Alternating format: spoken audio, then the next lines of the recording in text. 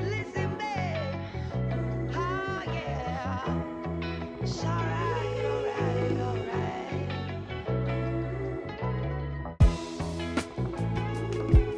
Listen, babe. Oh, yeah. It's alright, alright, alright.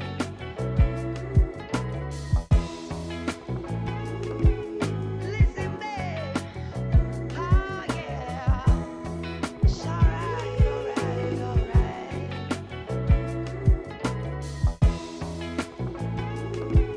Listen, babe. Oh, yeah. It's alright, alright, alright.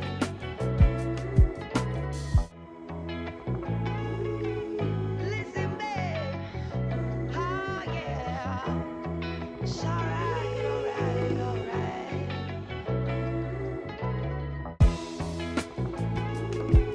Listen, babe. Oh, yeah. It's alright, alright, alright.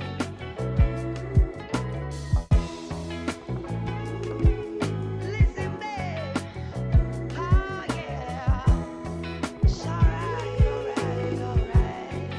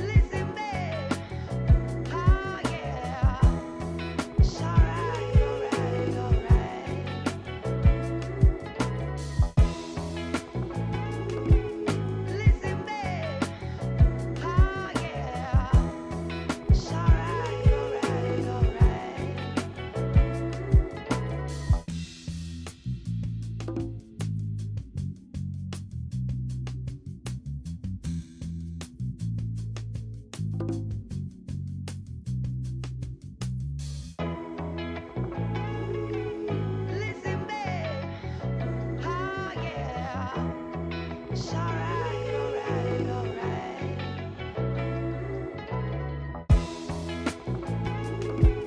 Listen, babe. Oh, yeah. It's alright, alright, alright.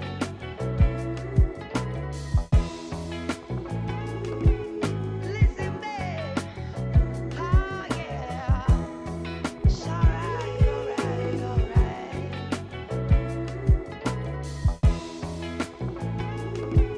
Listen, babe. Oh, yeah. It's alright, alright, alright.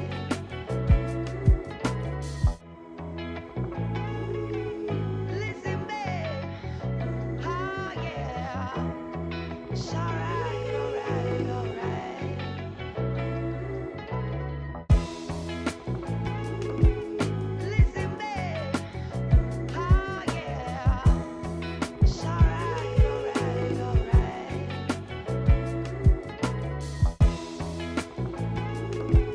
Listen, babe. Oh, yeah. It's alright, alright, alright.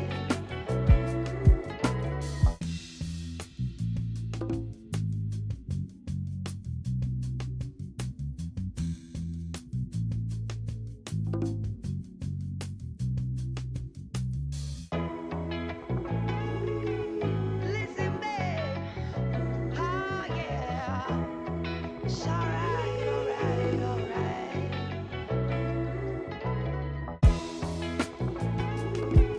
Listen, babe.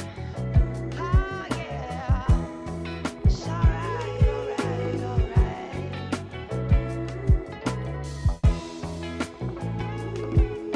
Listen, babe.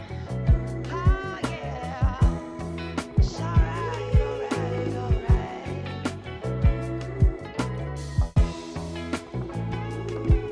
Listen, babe. Oh, yeah. It's alright, alright, alright. Listen, babe. Oh, yeah. It's alright, alright, alright.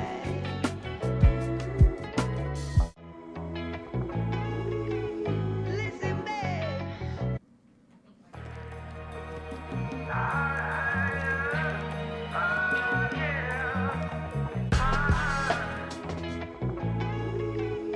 Listen, babe. Oh, yeah. It's alright, alright, alright.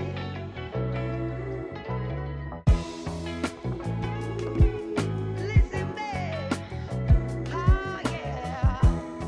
It's alright, alright, alright.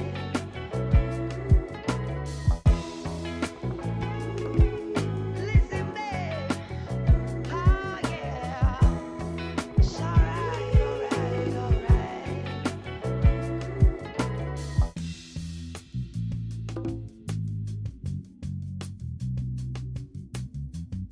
Fire. Okay, I have to do it.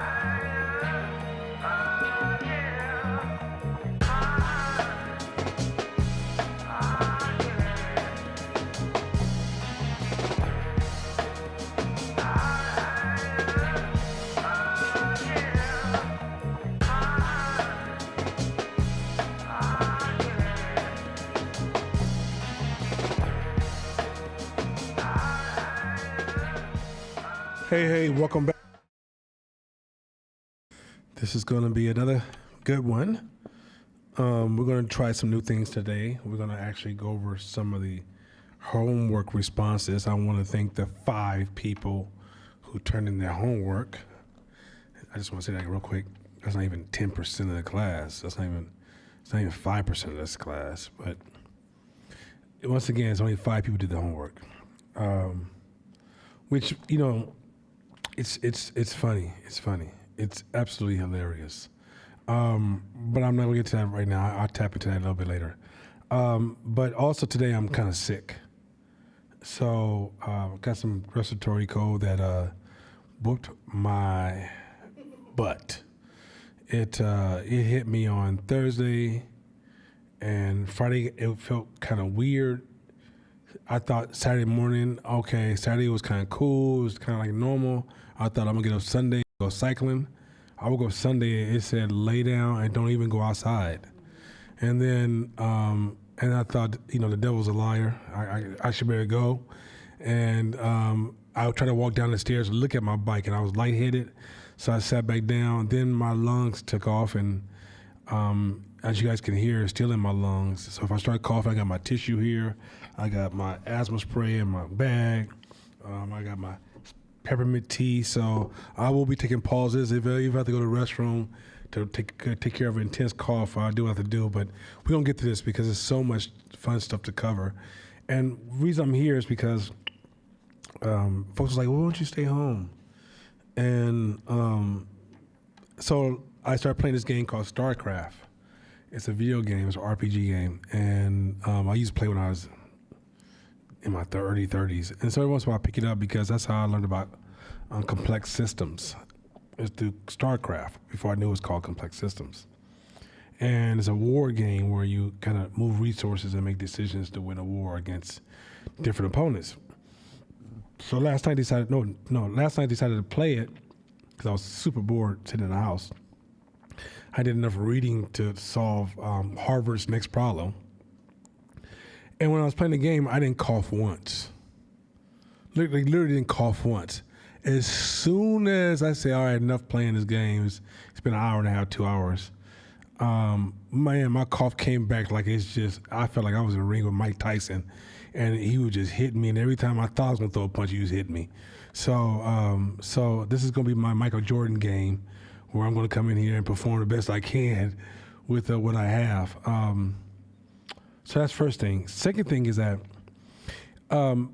those of you online and those of you in the room, we went through the feedback, and I want to say to everybody, thank you for the feedback that Tennille sent out, because we love feedback. What feedback does is it allows us to see what's working, what's not working. What we don't do with feedback is give a direct response. Or we don't say, okay, somebody said we should have blue curtains, so we go out and buy blue curtains. We ask ourselves, why did somebody say we should have blue curtains? And is it one person, two people, three people? Is there some value to that suggestion? So there's a couple of things that we really thought, okay, yeah, these are some things that we realized we probably should move in those directions. One of them was like, we move so fast, it's hard to digest information.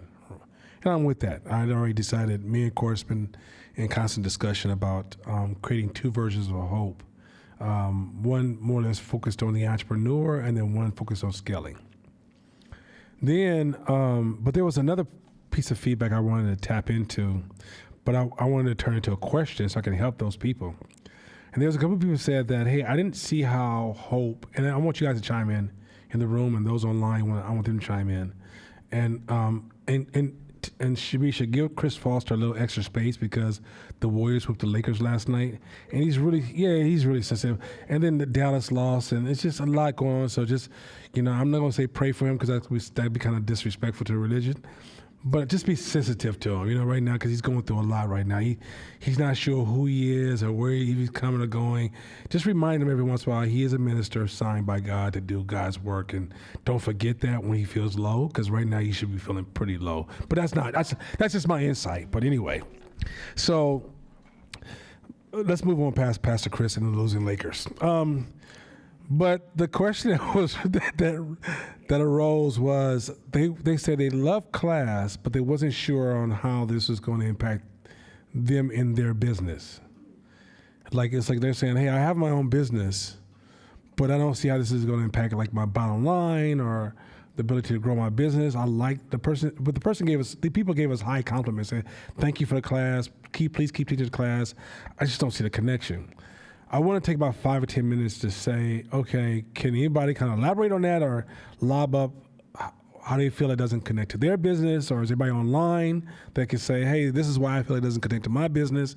Because I want to take that as an opportunity to teach something that's very valuable. And I see the comment is very, very valuable. 2, I think for people to volunteer that information is so dope, it's ridiculous. And so, is there anybody here or anybody online? I can, but I'm long-winded, so give somebody else a chance. That's the curse of. That's a Shakita Shabisha curse. I'm trying to get somebody else a chance. Because once I take off, good luck, y'all. Yeah, go ahead. Go ahead, Lily. To keep it simple, I've been here since June. Mm-hmm. So I think that I haven't even been here long enough to really give like an in depth. But to be honest, I feel like Hope has allowed me to start to see the world through more of like, this is the way it is. This is logic. Everything that you're feeling is based off of emotion. So I was struggling with moving past things in my business because of letting my feelings get in the way. Well, no, it should be like this, and this is what I want, this is how I want. But first thing I said in class was, in business, you are here to serve. Like, that's exactly what you are doing. So I've learned that from Hope, it has allowed me to gain a new lens on how to be a better business owner, how to be more accepting and embracing asking clients for feedback. Hey, if you don't want to move forward with me, tell me why, so that I could get better for the next person, being able to be confident enough to say that. So I would say that it's helped me be more logical in my business and want to continue to keep getting better because there is no arrival point. And being an athlete, I always thought there was some sort of arrival point, and it's not. So it's allowed me to know that it's okay. It's okay. And now, what's the solution? So I would say my business has grown actually a lot, even though there wasn't one specific strategy to it. So maybe because you're not saying, hey, this will help you in your business area here, maybe like you just told me, learn how to think for ourselves. If we don't know how to do that, we're waiting for you to say this directly connects to your business. You may know that it does, but if it's not directly said, it may be hard to see it. So You process so fast. We just had that conversation, and she's taking ownership so quick. That's impressive. That's extremely impressive. I will say, let me add one thing to some of your highlights. Learn to find power in your weaknesses and weaknesses in your strength. Because the same thing that makes you strong makes you weak, and the same thing that makes you weak makes you strong. It's just you got to learn the other side of it. Like that's one reason I like the good versus bad, right versus wrong, binary thinking, because we put things on different sides of the aisle. But things that are on the negative side of the aisle have purpose. It's just that when they're done to the extreme, they're wrong, right? And wrong things can be good depending on what side of the aisle it is, right? Once you realize that, once you remove binary thinking, you start to explore both sides. When you said, stop being emotional, you can't stop being emotional and be more rational. That's a distortion. It's learning to find the intelligence in your emotions. Right? There's intelligence, and then sometimes there's flaws hidden in your emotions, but it's really dissecting emotions more than it's about, because you can't remove them. Like me being here today is emotional, right? I felt I wanted to be because it made me feel like I was supposed to, right? All this blah, blah, blah, blah, blah, blah. Even when what rational people learn how to do is they learn to disguise their emotions. But all human beings are emotional. And that old men are less emotional than women is the big matter of fact. The behavior science suggests that men are more emotional than women, right? But we just disguise it so well. And so there's strengths. All your weaknesses that you came from, there's some strengths there. And a lot of things you praise yourself for being strong on, there's some weaknesses there. And once you realize that just to make them absolute on any side we don't completely understand the value. So, but that was real dope how you processed that conversation so damn fast. Like you threw it back at me so clean. I was like, yeah, I did say that, huh? Right on. Go ahead. So the question, ladies, you just guys walked in, is that there was somebody that said, I'm trying to dive deeper into. Somebody said, hey, I like class in the feedback surveys. They said, we like class, but I'm not sure what it has to do with my business or how it's going to help me improve my business. So we want folks to just kind of chime in on what that means to them, or if anybody has anything to input on that. I want to give that some space real quick so I can kind of show you I can help create some bridges and translations here, because anyway, I'll get into that in a minute, but let's keep going. So you guys want to chime in, or some things that come to your mind, or, hey, yeah, I'm doing this, but I'm not sure how this class, I like class, but let's see how it's going to help me in my business. And that's important. Go ahead. Clearly, I love class. This is like my umpteenth thousandth year, and I'm going to keep coming. But I can absolutely see where that person is coming from, because in my first 2 years, there was a lot of stuff that went over my head. Like, there was just like, there's some of the books we've read like for 4 or 5 times, and I was just like, oh yeah, that's cool. That's all philosophical and shit. And then I'd be like, yeah, but I don't know what that means. So I do think that some of the materials in class, depending upon like where you're at, including myself, like some of the scaling stuff is like, man, I swear to God, before this year's class, I thought I was doing it. Like, I'm not even gonna lie. Like, y'all, I had to cry this week. I really did. Like, I'm gonna be real. Like, this week was like a humbling week for me. And like, I really was like, man, like I'm doing it. Got my own business. I upgraded and got a bigger business, and I'm hiring black folks, and I'm making all this impact. And boy, I feel like life just went whop. All right. So like, even now, like, cause some people makes me laugh, like, oh yeah, you're killing it. And I mean, like, I'd be like, yeah, you know, I'm over here doing it. But like, in the back of my head, I really did think I was like really making some, like, not to discredit my progress, but like, I really thought that I was further along than what I was. And I thought I had a lot more stability than what I thought that I had. I was more so operating within my ego, focusing on like false positives. And so this year's class for me like makes me feel like I'm back in year 1, which is dope, because I needed an ego check. Because I think as you grow, you kind of need those reminders, because you tame your egos on lower levels. So it's like from the surface level, you know, you'd be like, oh yeah, well, I don't do the same dumb shit that I did this and like this, like in this, but it shows up in different ways. So I can just say, like, I absolutely understand that depending upon where you're at in life, in your business, how some of the stuff can feel disconnecting or not relevant. But I'm going to just say, keep going, because I'm going to keep going, because at some point, it starts to make sense. How they say, make it make sense. Yeah. Time will make it make sense. Yeah, and another thing too, real quick. There, once again, let's remove the undertones of ignorance or not know or being stupid. It's a foreign world until you decide to enter it. Right? It's like if you decide to be a rocket scientist, if you just walked into the room where rocket scientists are working, nothing makes sense until you commit to learning rocket science. And then slowly things will start to make sense. And slowly you'll be able to navigate yourself into that space. And slowly you'll find new things interesting and valuable, right? The very fact that you hear that to even process it is a statement of growth. And just real quick, there was a book we prescribed called How I Lost $1 Million. And I watched the class just totally like tune me out. Like, I don't know what the fuck you talking about, Nana. When we talk about like Eagles the enemy, everybody's like, oh man, the participation, my phone can't start ringing, emails popping up. As soon as we got to 100 million, how we lost $1 million, it felt like I was just talking to me and Shabisha. Shabisha, how I lost $1 million. Yeah, no. And Court looking at me like, yeah, let's keep talking, because maybe this is gonna be good, right?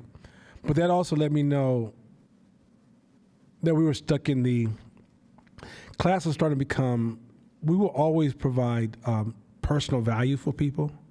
Because class is good for you. Is any black person take this class, Latino folks, anybody takes this class, it's gonna make them a better person, right? But at some point, the main goal is to serve entrepreneurs. And at the end of the day, if we don't know how to scale, then all I'm doing is I'm trying to help you gain status by saying, oh yeah, I know something about being an entrepreneur, but you can't build anything, right? And so at some point, I have to help you learn how to build something. And building something, like when you see large companies performing, they're not there because you're ignorant and they're superior, or some inferior, superior, or racism, or blah, blah, all these other little ideas we use to make ourselves feel comfortable. They're there because they're thinking differently. They're thinking differently. They're on a different journey. And you can be there as well, but you have to know how to think differently to take that journey. But you can't take the way you think now, or the way you thought when you first walked into this class.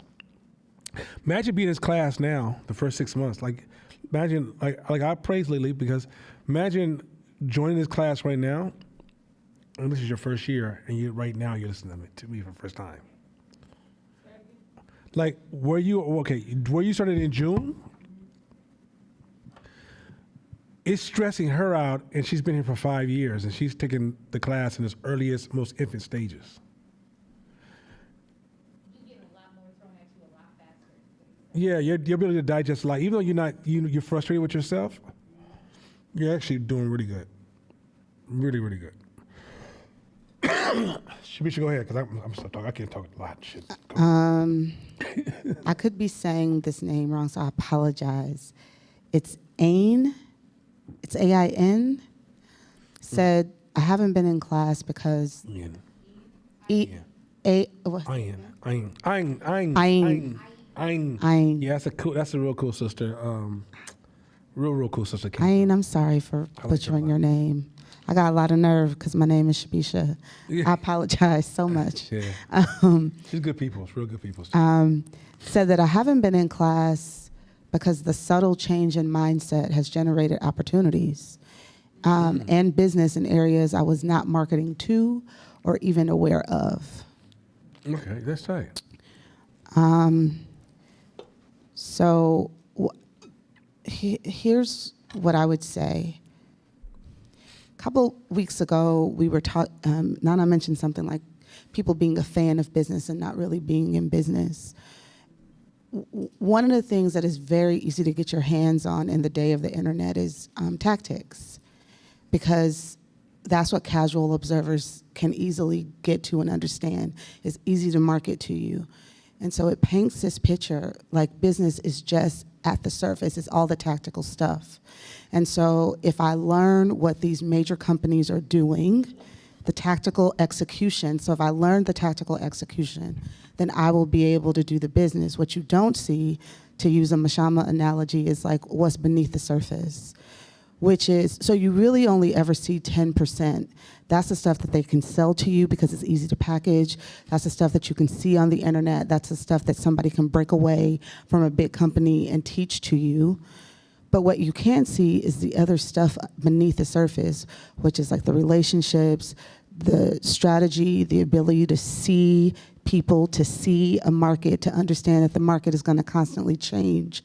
So you have to always be developing your ability to see shifts in the market so that you're not a victim of that.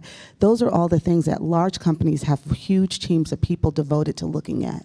And so, yes, you only see the casual observers, but you don't see the 50 million people who are devoted to looking at the market, making sure that from a future perspective, like a strategy and a vision perspective, and just like a feet on the ground, there are teams, departments that are devoted to doing that, and they're not the most popular people. You usually don't see them. This class is that.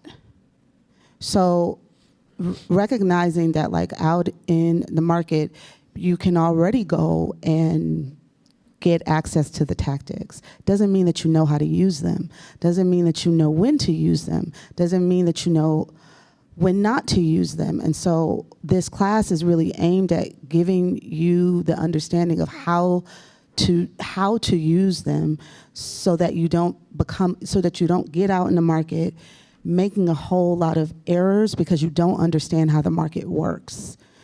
And so this class is that. It's the stuff that is beneath the surface. It's not the most popular because it takes time. It doesn't really work with how quickly we want to be able to do things. Oftentimes it's the stuff that you're doing all the time and you don't necessarily see the one-for-one payoff. It's compounded, so you see it real big after time. And it can be the part that is, if you're not a part of a big company, you don't know that, then you feel like, I don't know what I'm doing. And it can be really, really frustrating. But so that's what this class is. This class is not the tactical stuff, which is why it can be very difficult. It's good to ask yourself the question, what am I doing here? So my answer would say, this is what you're doing here. So it's not about, here's the recipe and follow the recipe. Because the reality is that's not the market. The market is naturally extremely volatile. It does not care that you learned 10 steps. It has nothing to do with that. So this place is supposed to be the place where we come and we're able to talk about how difficult it is to see, how you have to develop the tools to see, why that matters, because you can't be in business with tactics. This is why stuff fails. This is why you become a sitting duck. You either will not get off the ground or you get off the ground and fall hard because you don't have the ability to understand what's right in front of you, which is like, after a while, you're able to see like, oh, that was all happening. That was supposed to be a cue for me, but I missed it because I didn't understand that. I only understood business at the tactical level. So these big companies didn't get to where they are in a year or 2 years. You can't expect to have a successful business doing a couple $1 million in a year or 2 years or 5 years. That's a constant work. So this class is a place for you to always stay in the lab, for you to always have a workshop. It's a workshop that's gonna meet every week, and you can bring those things in because every week companies meet about their business. So this is a place, if you've never worked for a large company, you've never been a part of something that has scaled, this is a place where you can start to develop those habits, looking at your business all the time, talking about what's going on, challenging your understanding and your assumptions about the market. So that's what this class is. It is the workshop for people who are building whatever it is that they're building, because to get to that point, you have to do that. And businesses do it every week. No business ever says, well, we've gotten so big, we don't need to meet on what's happening to our business and what's happening in the market. So that's what I would say. Super tight. That was super damn tight. We got, okay, well, Court has something to say, and then we're going to, ladies, you got to get a chance if y'all want to say anything. Okay. Court. Yo, I was gonna say, the other entrepreneur classes or entrepreneur programs or books or personal development stuff, say if this doesn't exist, a lot of 8 times out of 10 in their prescription to an entrepreneur, either number 3 or number 4 is find a mentor. So whenever I get to that number 3, number 4, 20 years ago, I'm like, who the fuck do I know? That's a millionaire or a successful business person. So that number 3 don't even exist to me. It's crazy. And sometimes that'd be like 3 things, this, and find a mentor. You pretty much stuck. So I had to work so hard over the last 20 years to become a mentor without one. And so meeting you and I think people don't understand the beauty of what they have. You are a multi-million-dollar black man from the hood who can speak in languages that I understand. So if it's gonna be automatic for me, or especially new students, for you to say some shit that they don't get. Because if they got it, they be where you are. So if I'm starting off on a hoop team and the coach is like, no, don't touch the basketballs, we running. And you're like, what the fuck am I running for? What? We got to run all this time? We got to run every day. You running. You don't understand, what does running have to do with basketball? If it's a great coach, you'll realize in the fourth quarter, when the other team get tired, that's when y'all kick in because y'all been running. And so I'm not, it's going to sound like hero worship a little bit, but I think this is a time to make it sound like that a little bit. We are only as successful as 5 people around us. And now you guys have access to multi-million-dollar brothers in your circle who at times are going to say some shit, which you probably can guess that's going to happen, that you don't understand. And the last thing I want to say, and I'm going to get, because I can do, last thing I want to say is we only have a Wednesday in 3 hours. So do you honestly think he's going to pack in bullshit in that 3 hours that doesn't pertain to your business? Because we want it for you so bad. We trying to give you all the nuggets. So 3 hours, three days out of the month for a year ain't enough time. So we ain't We're not packing like weak shit in there. It's all bangers. It's all bangers, all of it. The stuff you understand, the stuff you don't understand, the stuff you go like this to, the stuff you ignore is still a banger whether you agree with it or not. So this, like, Nana is special. He's special, all right? Just to keep it 100, like he is. So Thanks, bro. you gotta, like, some of y'all have to trust. You have to trust. Like, trust in the receipts. So, hey, what's your receipts? You gonna tell me about some shit? What's your receipts? Oh, you've been doing this for how long? 15, 18 years? And this is what you do annual? Okay, let me shut the fuck up and listen, even if I don't get it. Wow, thank you, brother. Thank us. I don't know. From alpha male to alpha male, another alpha male gives you that kind of compliment. That's so damn humbling. Y'all have no idea. For me, and he hit me deep in the chest. Like, I feel like, hey, you feel like that when you play with your big brother and you're like, you can't hit, and he hits you in the chest and you lose all your wind. I lost all my wind.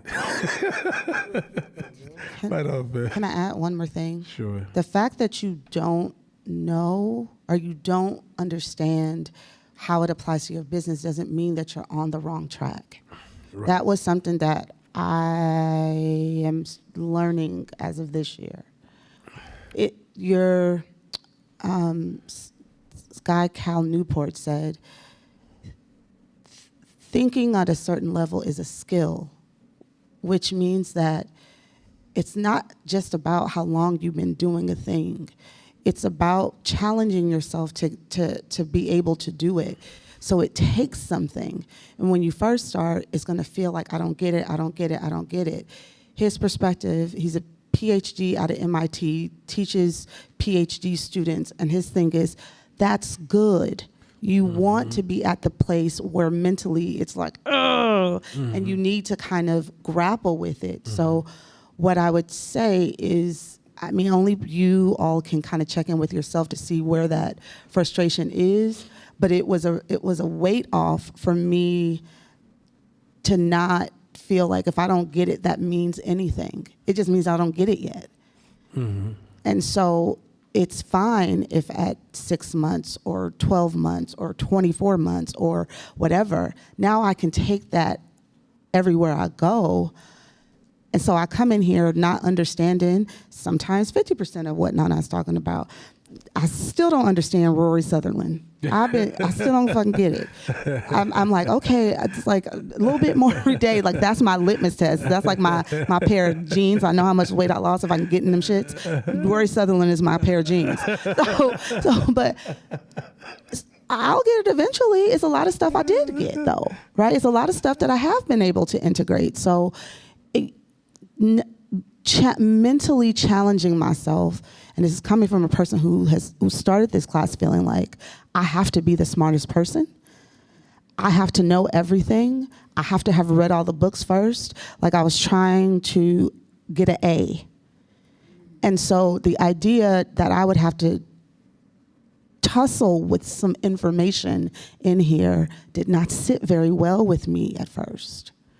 Now, it's an indicator that I'm going in the right direction and that I'm challenging what I knew before.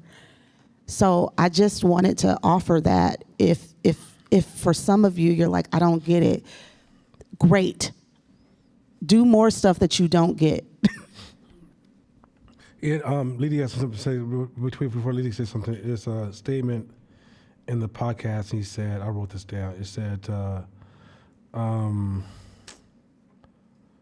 what was it at? Where was it? I was like, I wrote so much stuff down. I was writing so fast. I think he said, oh yeah, novelty is running away from where you've been in the past. Like, literally, when you're learning something new, you can't keep going to the past as a reference.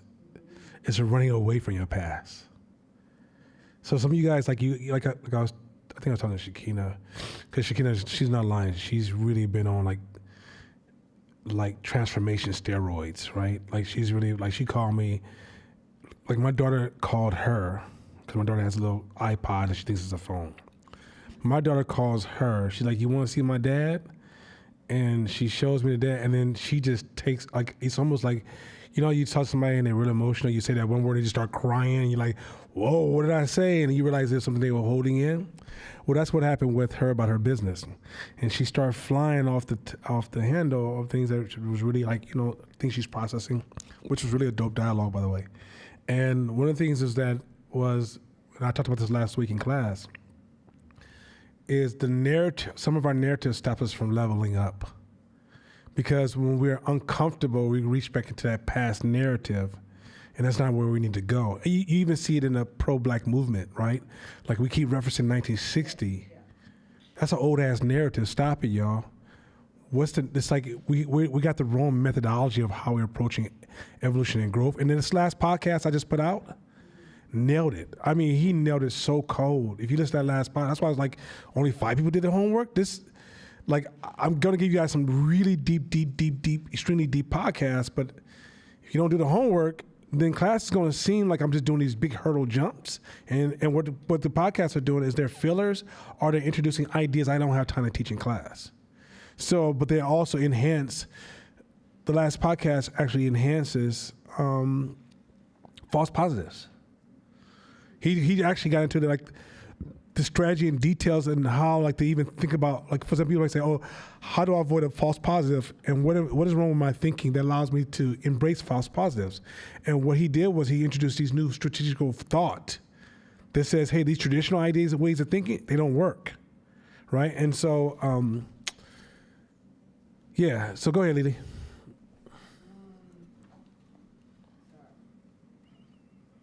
If it's green, yeah, you good.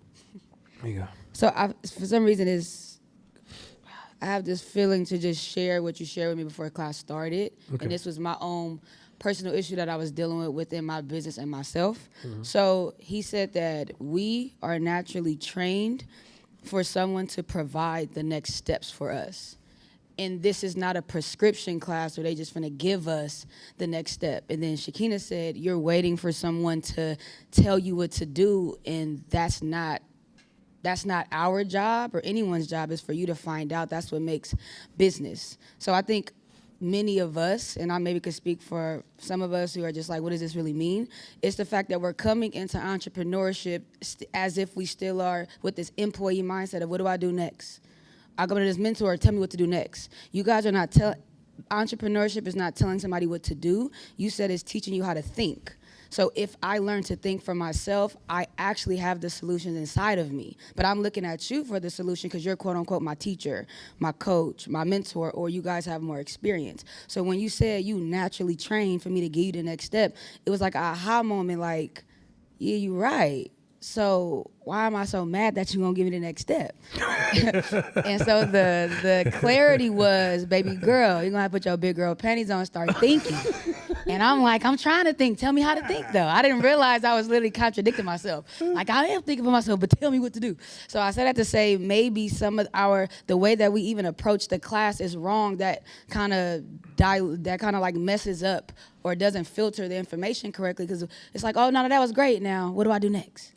It was like, no, the what to do next is in the great. We just didn't know to even look at it that way. Mm-hmm. So, yeah. Hey, that's the flow, Joe, of thoughts. Oh, pass it back. That's the flow. She moved from one point to the other point so fast. That was so well done. That's excellent. Excellent processing. Just to piggyback on what Lily and Shabisha said, from my personal experience, I work a full-time job. Mm-hmm. When I came in class, I worked a full-time job. I didn't know what the hell I was doing, but I know I didn't work my job no more. But I feel like the class has helped me, even though I'm still working my job. I feel like I'm making steps slowly to get to where I want to be, and I feel like the starting point of that is changing your mindset, right? Yeah. So I feel like, I don't know. I feel like people who think the class doesn't help them want like a quick fix, you know? Yeah. But yeah, I definitely don't understand some of the stuff that's going on, but the stuff that I do understand has helped me so far, you know? Nice. And then this is my second year, so I feel like each year I'm learning, like I reread the books, and like the stuff I didn't get last year, I get now, you know? Yeah, that's tight. Some stuff. That's tight. That's super tight. And I think, you know, let me say this real quick, that once again, I think once you experience the first half of this class, that we're going to make it a whole year now, because there's so much more, and especially since we upgraded the class, it's going to make this part of the class even greater. But one thing we've all learned is that the value comes off in layers. It doesn't. It's not a. Some things will be epiphany, and some things will be a layered epiphany where, you'd be like, okay, I hear you. That's cool. I like that. You may repeat it perfectly. And then one day you go down the street and you're going to see how it connects to other ideas. You're like, oh, this is amazing, right? That's because and when you're teaching from a standard of complex thought, all these ideas intersect, connect, and they produce even more complex ideas and thoughts. Like Lily asked me a question earlier. She's like, Nana, what is the answer to, she asked me a simple question. I was like, I can't give you an answer that fast. It's so complex and there's so many layers to it that if I gave you a quick answer, because sometimes we got to the point where we want everybody to summarize everything. And some things are just not meant to be summarized. Because as you grow a larger, more complex system, summaries will actually show that you're more anecdotal. As a matter of fact, I would say this. There's a reason podcasts and books are different. Podcasts are not the books. But when you listen to podcasts or NPR only all the time, you become very anecdotal, very surface, very content focused. When I sign up like a podcast to a class, if you like what the author's saying, go get their book. Then dive deeper into it so you can have ownership that you can actually plug into your system and apply it to whatever you're working on, right? But when you look at the podcast as I'm just doing as much as I can, it's just enough. Well, the problem is not the podcast or this class; it's your limitations on your own personal investment, right? Because they found out that it's interesting. It's going to come up a lot tonight. But there's two traits that most good to great entrepreneurs share. One is they're very competitive. Now, if I told you right now, everybody in this room is always in competition, some of y'all, the narratives you tell yourself will say, I don't know, I'm always in competition, huh? Not me. All human beings are always in high levels of competition because of limited resources. It's part of how we survive. Now, what you tell yourself is one thing, but all human beings, because of limited resources, are always in competition. Everybody in this room are competitive-based animals. You didn't get here from not being competitive. And so, but I think we don't want to accept that people are always competitive.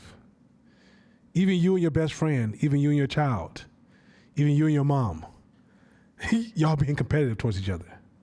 It's built in your nature. But one thing about entrepreneurs is they recognize they're competitive, they embrace it, they accept it, they move with it. That's why if you listen to Court, he talks very competitive. He even use competitive analogies, right? He's like, oh, this happened, and then this happened, and I conquered, and then I just felt conquered, and I felt, but he's putting it in, he's a very competitive thinker, right? Which makes him a hell of a game player. Because this whole entrepreneur thing is a game. It's a game. Two, the other thing is self-awareness. Those are two most important traits an entrepreneur can have, is competitive and self-awareness. What do you think Court's whole class is going to be about? Self-awareness. What we realize is that, and what we should just highly, in our soliloquy, you understand me, is that what she highlighted was, you're not aware of how the system works. You're not aware of yourself yet. As you gain more self-awareness of how you're making decisions and why you're making decisions, and why people around you, like for example, you can come up with a clear idea of what it takes to go from here to here, but you don't realize that even that thought lacks self-awareness. You say, what do you mean? Now I'm jumping to the podcast. So I'm gonna hit a couple points. I took some notes of things I want to talk about real quickly. How many of you guys believe in God? I don't care what your religion is. Okay. Not so high. You can lower your hand next time. Your hand was almost on the roof. I believe in God. Don't question me, Nana. But let me say this real quick.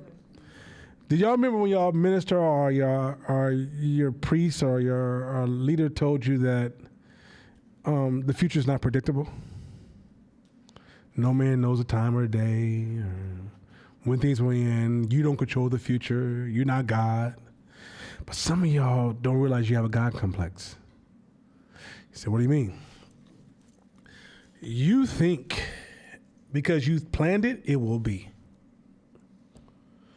Oh my God, that's powerful. You think because you wrote up a plan and submitted it to somebody, that business plan means it's going to become. You think if you just do the hard work, you're going to get it. Like, how many times have y'all seen stories where growing up in the hood, I don't know about y'all, but somebody who's a hardcore Christian loses their closest loved one and think, why would you do that to me, God? You think because you believed it, it should exist. In all these years, whether you know it or not, human beings talk to each other like that. If you want to run a business, you gotta have a good business plan. What? If you want to control your life and your children, you need a plan out there. What? He said, well, what are you saying, Nana? So this podcast was amazing because those of you who didn't listen to it, what it was trying to show you how planning and objectives work in a world of uncertainty and randomness. So I introduced probability to you guys a few weeks ago, and I felt people squirming in their seats. I never seen so much seat dancing in my life. And this cold's real. It's coming on down here. But if y'all been here 2 days ago, I would have got 2 words out. Even though my daughter doesn't care about you being sick, the show has to go on. but the thing is that probability, a lot of guys were uncomfortable with probability because probability was removing the idea that because you follow these 6 steps, these things will happen. All of that language is manipulative. In the podcast, he highlighted how Elon Musk, or some people will say, we're going to go to Mars in 5 years, or we're going to build a driverless car in 3 years. That's not how innovation works. That's not how any objective works on a complex level. Now, on small levels, it does. If you say, I'm going to go outside and wash my car and be done by 5, that's a clean objective, but that's not a complex objective, right? Once you start to do ambitious, complex things, you do not control the outcome. The only person who believes that outcome's going to happen is your ego. Your ego believes, which is now you're going against your own religion. Your ego believes because you believe it, it shall become, and that's just the way it's going to be. You don't take in consideration that there's so many random things so there's so many random things and unpredictable things that are going to happen that you have no control over. In addition to that, competition. One of the things that Shakina was talking about was she just opened a big expansion, and she had this huge surge of new customers, and then recession happened, and she lost a large portion of those customers for something she had nothing to do with. It has nothing to do with her perfection. It has nothing to do with her intelligence. It has nothing to do with how nice her gym runs, right? But that's the business you're in. You're in a game of randomness and things that are being of uncertainty. But yet we move with certainty. This is why I hate business plans, because it gets you. It convinces you have the ability to control a future you don't know where you're going or you're going. Here's another thing that he highlighted in this podcast that was so important is a lot of people, when they talk to you about business growth, they talk to you from hindsight. And you don't realize that because of survivor bias and they're coming from hindsight, everything they're saying is not applicable. So I can tell you, well, in my business, I did 1, 2, 3, 4, 5, 6, 7, 8, 9, 10. The shit worked for me. Then you walk in this class and say, no. I got 1, 2, 3. What's the next? I don't know what's the next 6, 7, 8. I know what 9 and 10 is, but I don't know what 6, 7, 8 is. And I look at you like, what the fuck are you talking about? He's like, no, I don't know the shit about business. So then you run into like Gary Vee, and Gary Vee like, look, there's 7 steps to success. You're like, oh my God, I'm giving this man $20,000. This is everything I needed to know. To only find out that there's no such thing. The reason there's no such thing is because that's not how innovation works. The thing that's hard for you guys to embrace, but you got to hear what he's saying, is that running a business or growing anything is a discovery process, not a planned process. It's a discovery process. So you could plan to do 1, 2, 3, 4, 5, 6, 7, but when you go to work, Whatever's when you find something interesting and it captures your attention and you invest in that and it becomes something, you forget that was not part of the plan. It was just interesting. What he said in the podcast was that we have to learn to pay attention to what's interesting, because interesting is what it draws people's attention to focus on something and create something. And a lot of times we get so caught up in planning, up in this idea of planning and where we want to go, which objective focus. And when we get that over focus on objectives, what happens is we use these metrics to measure our progress. And we think we're making progress because we see numbers shifting. But one, that it creates an illusion that we're actually making progress because we may still never reach that objective. And the reason we won't reach that objective is because we're too rigid around planning and goals and objectives. When you're doing complex systems, when you go to work every day and you're running businesses will tell the story like it was linear, but they walk the path of discovery. This is why you cannot walk through this game trying to just implement your past, or not being curious, or being huge in ego. All those things will stop you from achieving success, because success is a discovery. Yet all these weak-ass business class tell you success is a group of steps. It's never been that. It's the biggest lie ever told. In reverse, you could tell it like that, and when you tell the story, it sounds like that. But innovation doesn't, like most inventions and most innovation came from an accidental discovery, not from, I'm going to figure out how to create an iPhone. I'm at the house right now. This is 1975. I'm going to figure that out. No, it was things that people discovered all over the place. And then when the modules was in place, you recognize that as an opportunity to take advantage of all these innovations to create a step to go to the next level, right? But steps will not be provided for you. They're not prescriptive. And I think if you look at it, so because somebody asked me, like, they said, well, then, Nana, where does data fit in this world of objective, looking at objectives through the lens of uncertainty and randomness? Data helps us assess if the work we're doing has any impact or any effect, because sometimes your human mind can't see the impact, especially as you spread out amongst a large group of people. But data is not the roadmap to progress, innovation, and building.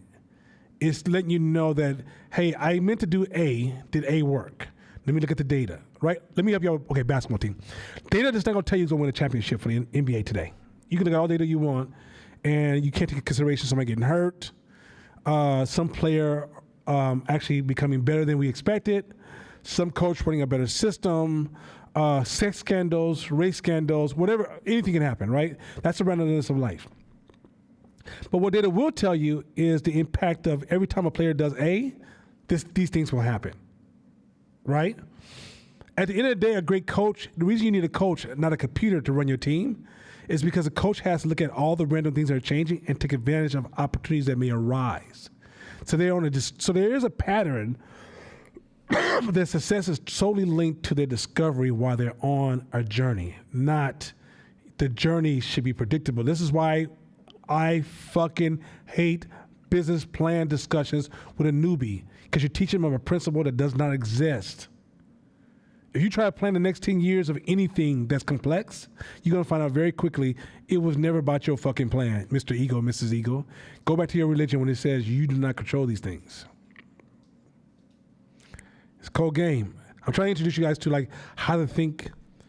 Where most of these business classes go wrong, they try to teach you business through the lens of certainty. And if you look at all the most popular business books historically, how to regain this, how to do this, how to do that.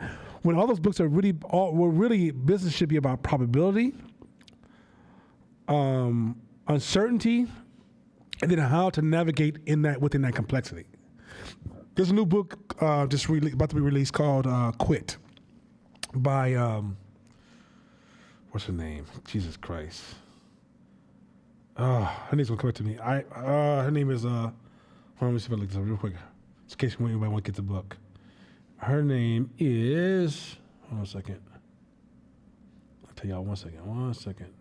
It's funny when you sit in front of everybody in class, your fingers get nervous. You're like, okay, hurry up. I was like, calm down, so you can get to it. She's a famous poker player. This woman's cold-blooded. Huh? You said shots fired. Who? Annie Duke. Yeah. Annie Duke is raw as hell. She wrote a book called Quit. The whole book is amazing, but it's written based upon how to think about quitting in a world of uncertainty, as opposed to do this, and this happened, do this. And what she says is this book is meant to increase your probability of success, but never guarantee success. She said, because even when she's playing poker, a famous poker player has to know, and I'll sign this podcast over the next 2 weeks so you guys can look into it. But a great poker player knows when to fold faster than a rookie. I think they say it's like a professional poker player only plays 20 to 30% of their hands, and a rookie plays over 50% of their hands. And so, but she said even with all of her knowledge on how to quit, you still have to deal with the emotions that sometimes she'll go too far, but at least she knows she's going too far. Where most people don't even know they're going too far because there's so many psychological factors that's kicking in. So even when she's saying, what she says, even with her writing the book, it improves her probability, doesn't guarantee that she will always know when to quit. So once you understand the science of business is not, I thought it, even that book, what's the book, the one where you think it and it becomes true? The Secret. Oh my God. Yo, The Secret had Christians listen to that shit. Y'all need to cut that out.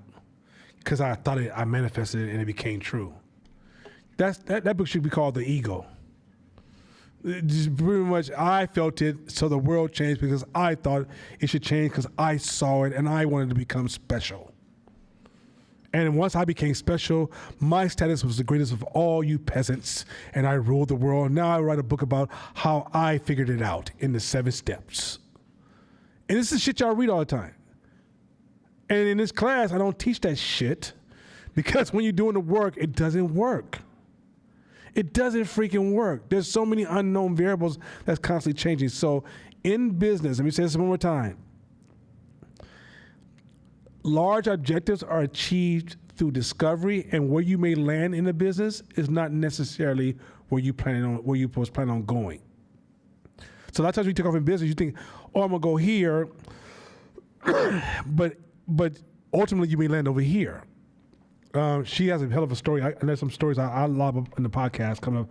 Also talked about accountability. The systems that we use for accountability as we know it actually undermine creativity. In order for you to have an innovative business, you have to build an innovative culture that allows innovative decision making, and realize that even a lot of times you start on certain ideas, it's going to fail, but that's part of the game. One of the reasons the United States military is so strong, because it has budgets to test a whole bunch of ideas that never make it anywhere. One of those ideas was the internet. Right? Like, well, you realize they test a lot of technology we use in the United States right now. NASA and the military spent a lot of money that didn't do anything. So a lot of times you're like, oh, why is the military budget so large? It's a necessary must if you're going to be an innovative leader to be able to, if innovation is a tool of security, in order, the only way you're going to be able to maintain innovation is you got to send out a whole bunch of intelligent people to go out and just find something that's interesting and work on it. And then also you discover something that later on some manager comes along and puts these pieces together because they're able to recognize steps in evolution and put those together, and then we credit that person for getting that the system that created that innovation, that made that innovation possible, was all those smart people going out and discover stuff. So when you're running your business every day, but something's going to happen, be like, oh, that's interesting. And all of a sudden, like Sears, you start off with Sears and you end up building Allstate. By the way, Allstate was created by Sears. Right? And it was one of those things where they was like, oh, we should just do this. Let's try this. And now Allstate, I think, is worth $40 billion. So the reality, once again, is this also gives you permission to pivot.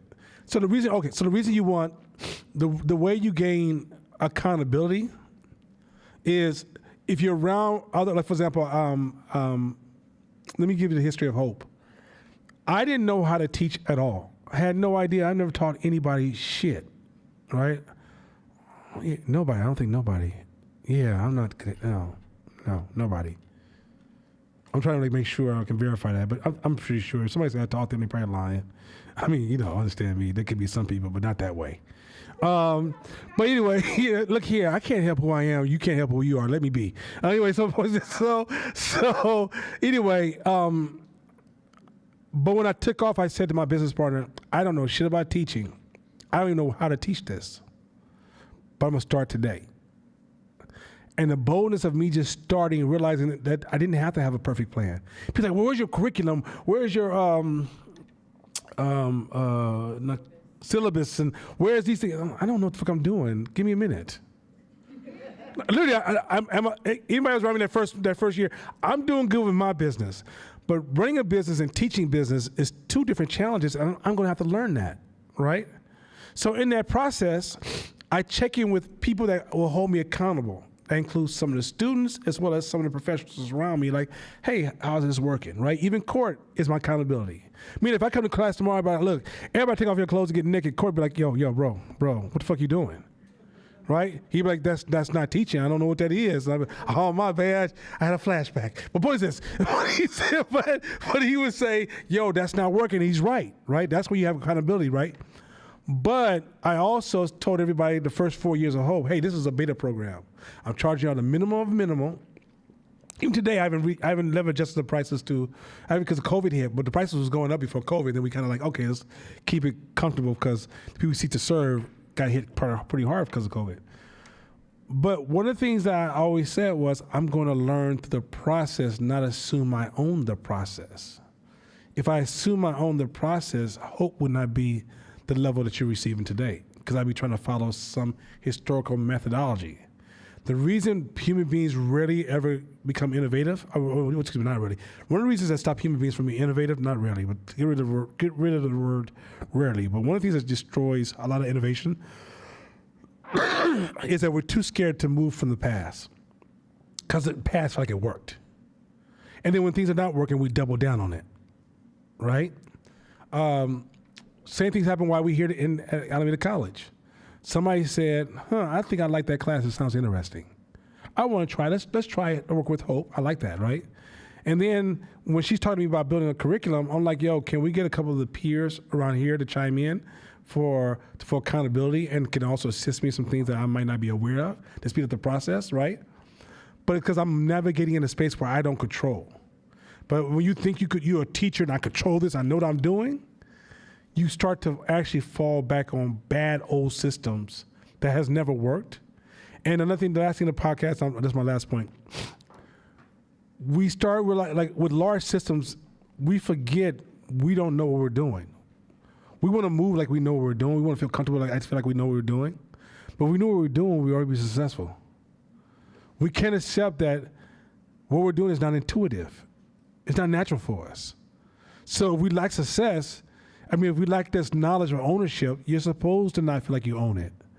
It's kind of unhealthy when you feel like you do own it. Like, oh yeah, I know what to do. Well, if you know what to do, then what the fuck's taking you so long? Like, damn, that must be a cold-blooded cocaine habit, because I don't understand why you're not past me, right? The reality is that that's the thing about all this growth stuff, is that you start off on a journey, but you use curiosity, discovery, and you recognize opportunities and then exploit those opportunities. Any questions before we move forward? Go ahead, Kaja.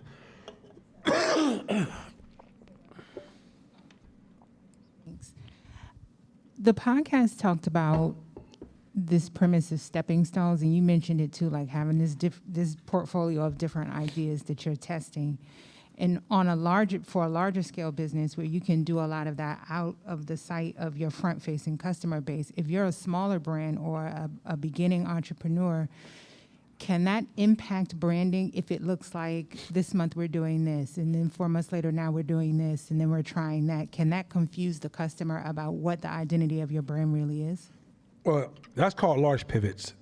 Large pivots, well, first of all, if you're doing something that's horrible, it's not a good idea, and you pivot, it is what it is, because what you don't want to do is double down on a bad idea and be stuck with it, right? That's what this college decided to pay everybody $500 per student who took who registered for a class.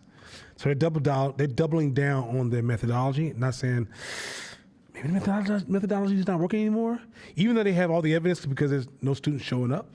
Like students like, I'm not going there. Okay, then it's time to say, hey, let's re-examine the methodology, right? The problem with that is that there's egos and status tied to that methodology. So when you try to change it, you're really like changing the way a lot of people personal narratives. And so remember, all systems are built upon people. So when you want to change something, you got to disrupt their narratives.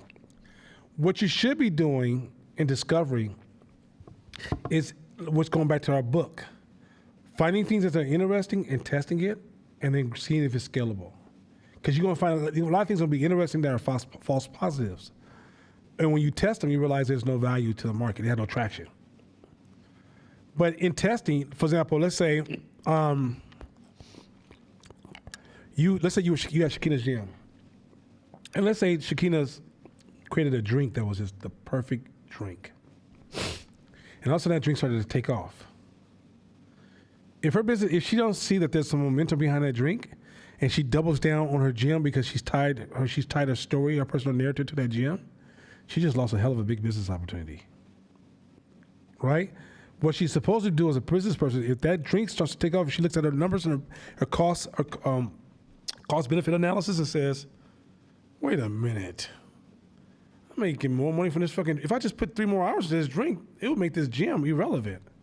Hey everybody, I'm in the drink business. And what validates me is I had a gym for 7 years and I know what I'm doing.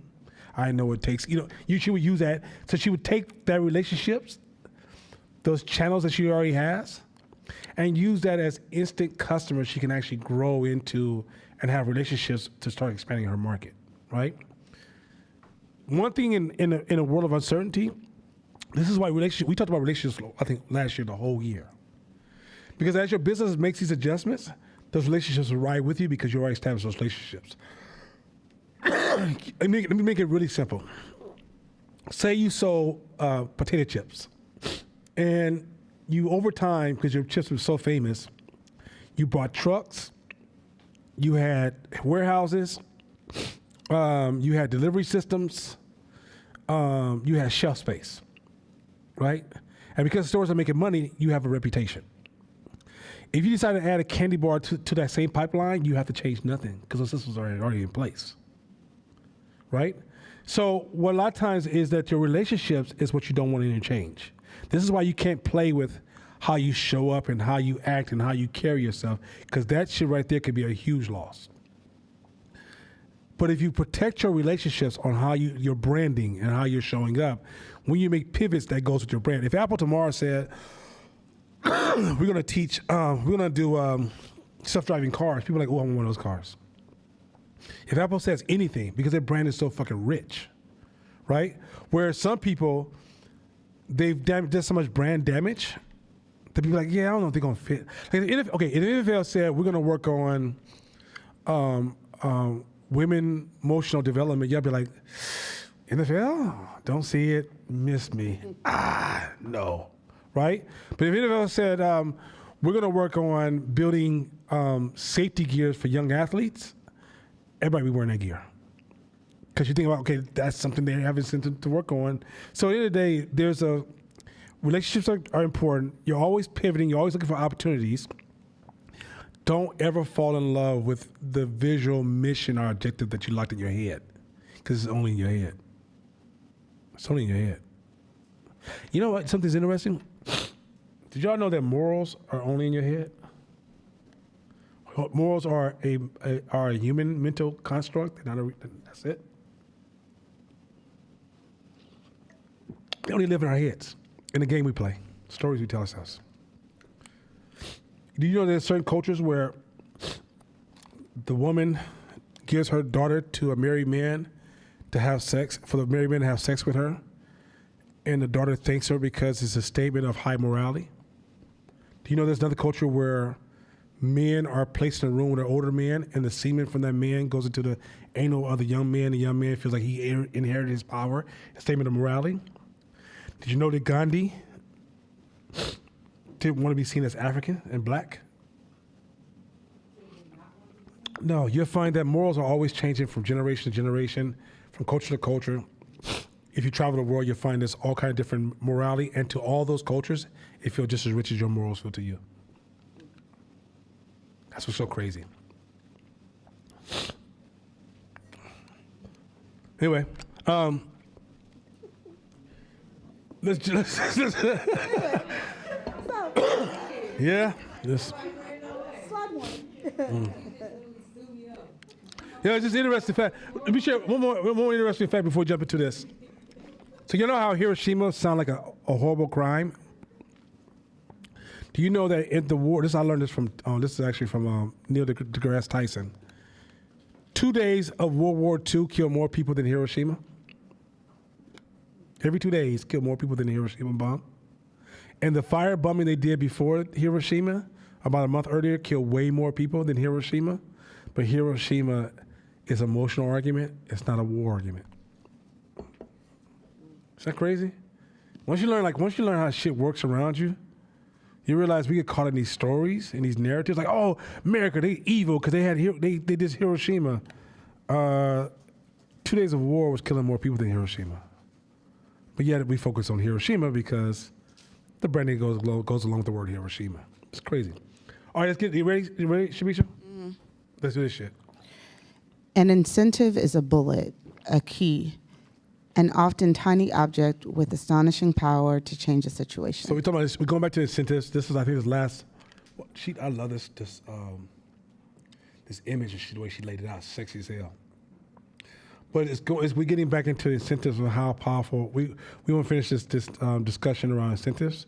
I'm going to hit you guys with so many different things. It's going to really mess up so much stuff to a point that once you embrace it, you're going to see how high-level economists, like World Bank thinkers, think totally different than the popular masses because they're reading the world by a different code than you're reading the world.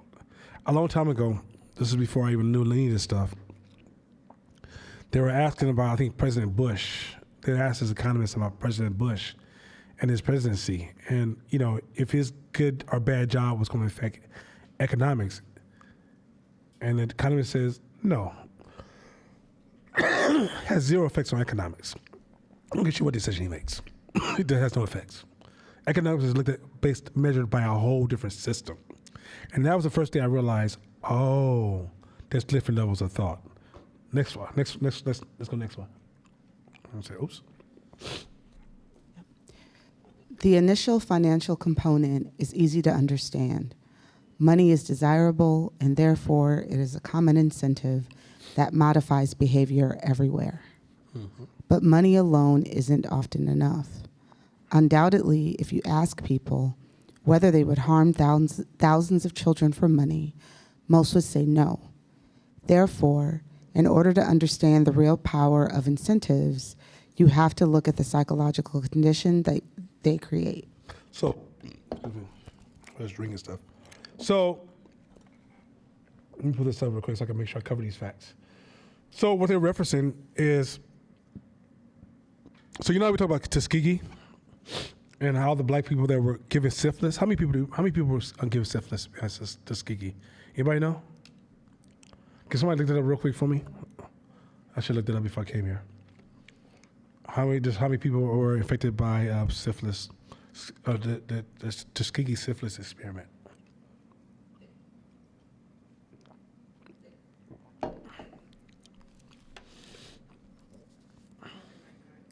Huh? 199? 300, okay. So when you look at history, the reason I try to remove you guys off the axis of terms like racism, homophobia, sexism, and all those other terms, because it stops you from seeing common human motivations that you also use on the positive or negative side, or you can repeat those same behaviors if you put in the right situation.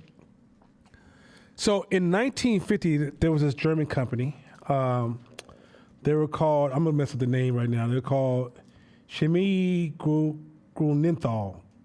They were a major pharmaceutical company.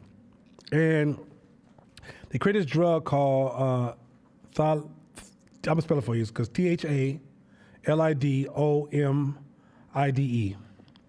And it was supposed to be a anti-nauseant treatment. And at the time, it was supposed to be one because the current nausea treatment had all these symptoms, and this was supposed to be a better solution. So the company tested it. They wanted to, at the time, they didn't have big trials and tests. They tested on rats, and they said, well, the rats didn't die. Let's push it across the nation. And when they pushed it across the nation, this is a major pharmaceutical. They're still alive today. They're a multi-billion-dollar pharmaceutical company.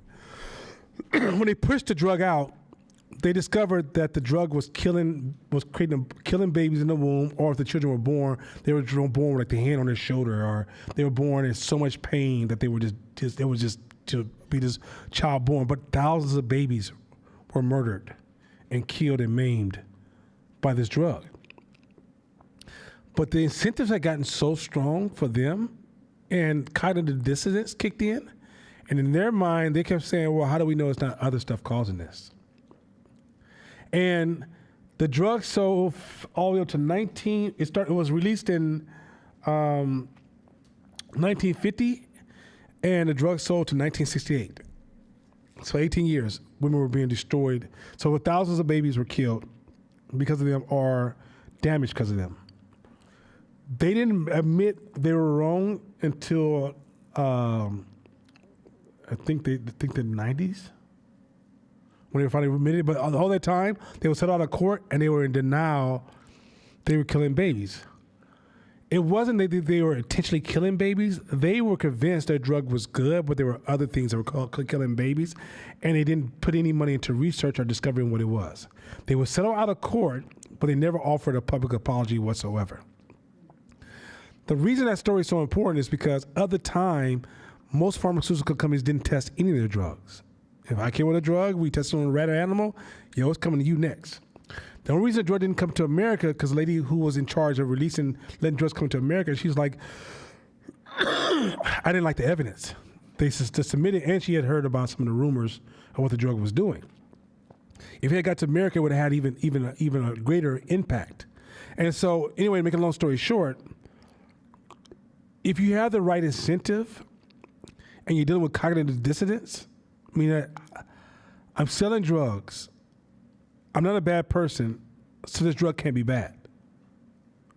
2, I'm incentivized, and a lot of doctors signed up to actually sell the drug because the doctors was receiving money from the pharmaceutical companies.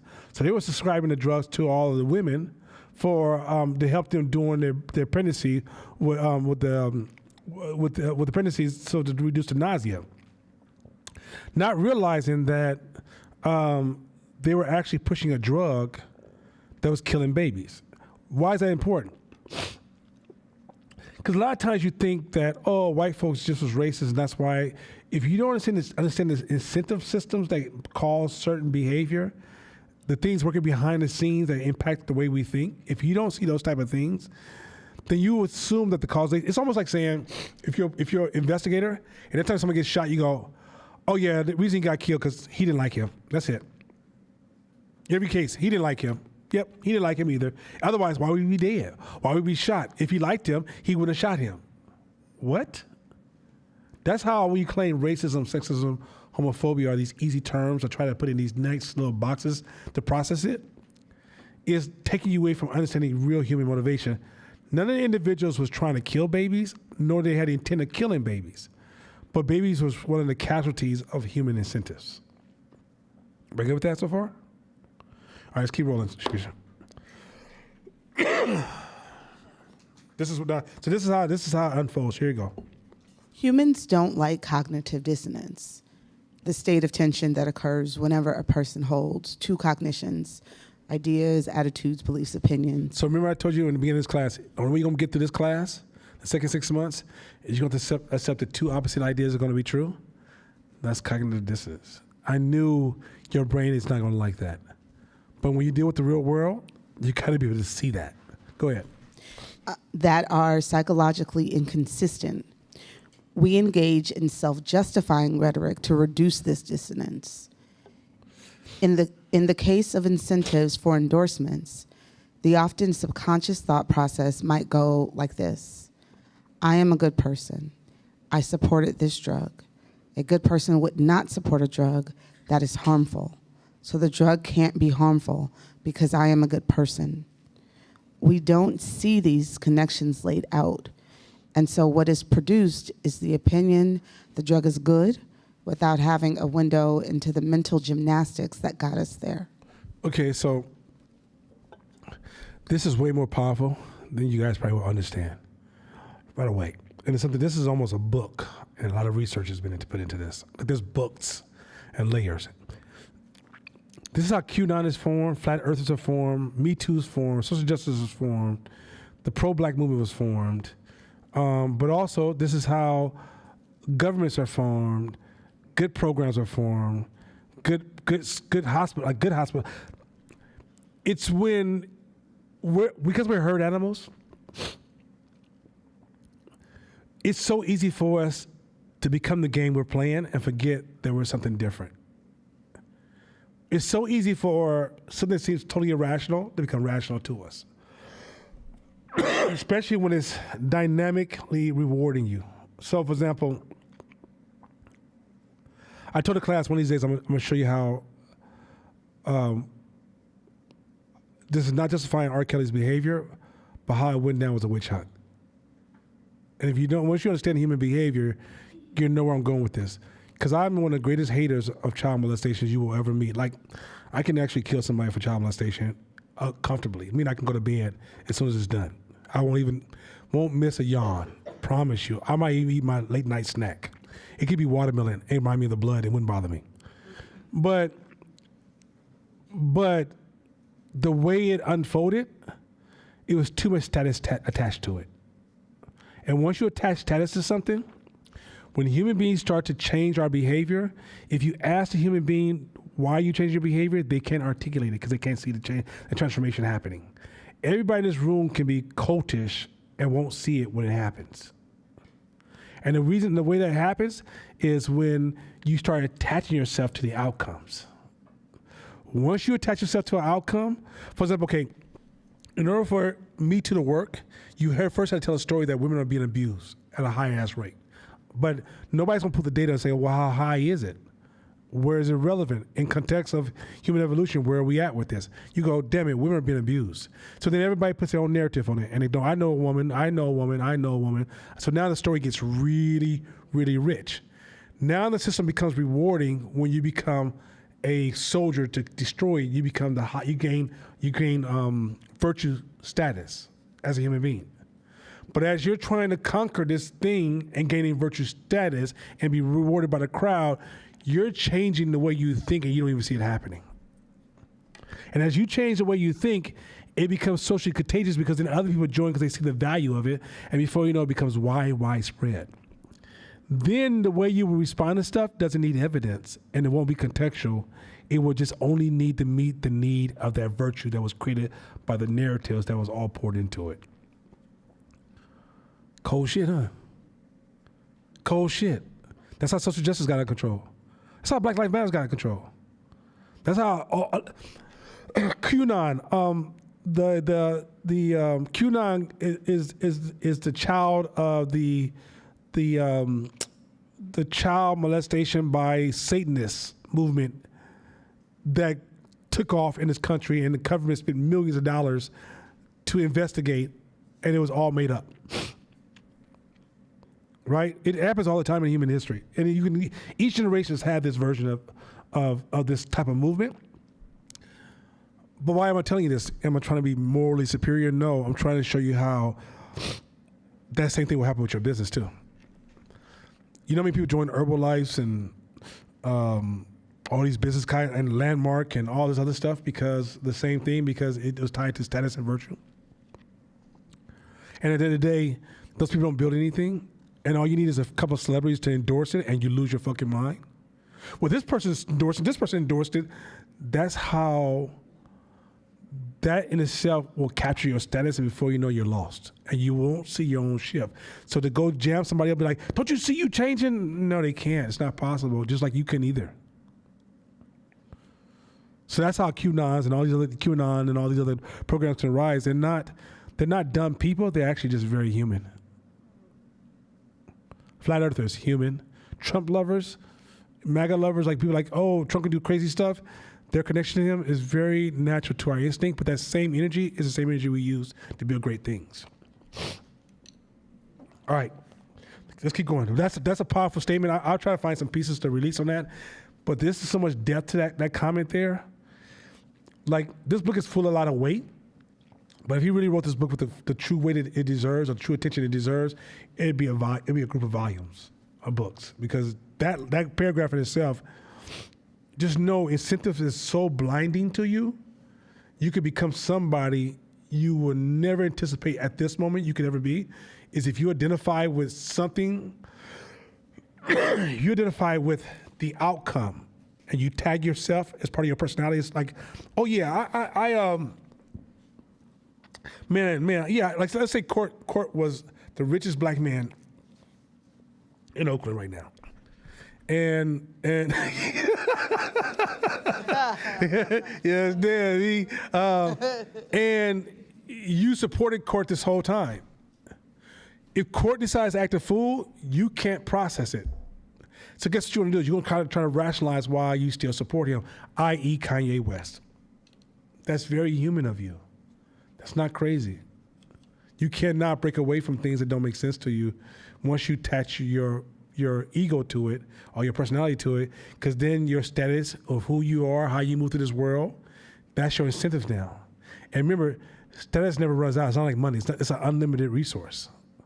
And so the more you can keep just pulling status by your attachment, think about that person who went to his concert and dressed in his clothes. You think they could change because he's saying something that's very anti-Semitic or something that's very like destructive to the family of George Floyd? Or he just going through bipolar experiences? No, they can't change that easy. So don't look at your niece and nephew like, how come you ain't changed from Kanye? Is stupid. Slow down. You've done the same thing yourself. You just don't see it. Next. Status is an unlimited resource? Wow. Yeah, it's an unlimited resource. That's nuts. Yeah.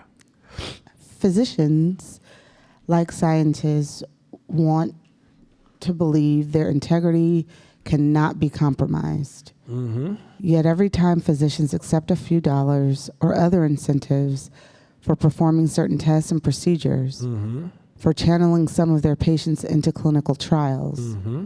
or for prescribing a new expensive drug that is not better or safer than an older one, they are balancing their patients' welfare against their own concerns. So once they receive the money, and once they attach their identity and their brand to an outside product, a lot of times, no offense, I'm so busy trying to protect my brand. Fuck the effects it's gonna have on you. Umar Johnson. I'm not trying to be mean or nothing, but I'm just trying to show you how bad ideas, how they grow and how they become so real, because they can become very contagious, and everybody can start believing in it, right? And the person doesn't change because now that person who's that person is being rewarded. They're gaining incentives by being that way. Umar Johnson has incentives to be who he is. Now, even though you saw him show up and say, that's not who I am, but he's gained so much reward from being that way that as you attach yourself to him, you won't even see the way when he got on that TV show and using the N-word and showing up and doing the same things, or his inconsistencies. You won't see those inconsistencies because in your brain, you're incentivized to align with that person. You got to, so remember I talked about, so that thing about purpose. I'm gonna tap it a little bit just for you, just a little bit, since you did such a wonderful job in our last conversation. Human beings gain value by giving back. We gain true value, and our manhood and our womanhood is strongly defined by how we invest in the environment we exist in. It's heavily defined by that. Our purpose comes from us identifying what do we want to invest in. Whether it's I'm going to work on my neighborhood, I'm going to work on my kids, I'm going to work on something. This is my purpose for living. If you learn to rank your purpose, it will help you from being abducted by these wild ass new mentally overwhelming incentive belief systems. This is why pop culture is so fucking dangerous. It's a purposeless culture. It's all about happy and enjoying the music and let's just go have fun and then blah, blah, blah. I hated pop culture back in the day. I thought this shit was stupid. It's still stupid. But then as I get older, I realize, no, it's actually dangerous. Because when you pop culture, that means you can get hooked by anything. Here's the thing. So I'm super pro-black, but I'm pro-black. I don't think about African people. But I don't go into trying to help African people by some methodology. I started the process by discovery, like what we talked about earlier, not by having a clean-cut 6-step plan. I started with a plan and realized it was stupid. So you have to look for opportunities and then grow those opportunities, right? So when somebody comes along and says, "Hey, now Kanye West is doing this," I'm like, "Cool, I like those shoes, but I ain't fuck with him like that." That's not what my purpose. That's not what my life is here for. I'm very clear what my life is for, right? Meaning that same thing that can mislead you can be a tool to empower you if you put it in the right place. But if you put it in the wrong place, it can work against you. Now, I know this is really deep, so if anybody needs questions, like, because I promise you, there's more eyebrows coming close together in this class. I see people going like this, like, what the hell? What? He said, hey, for real though. I mean, like, but seriously, like, once you attach your name and there's financial reward from it, you're going to start to change and you will not be aware of your change. And you can become something that you hate overnight.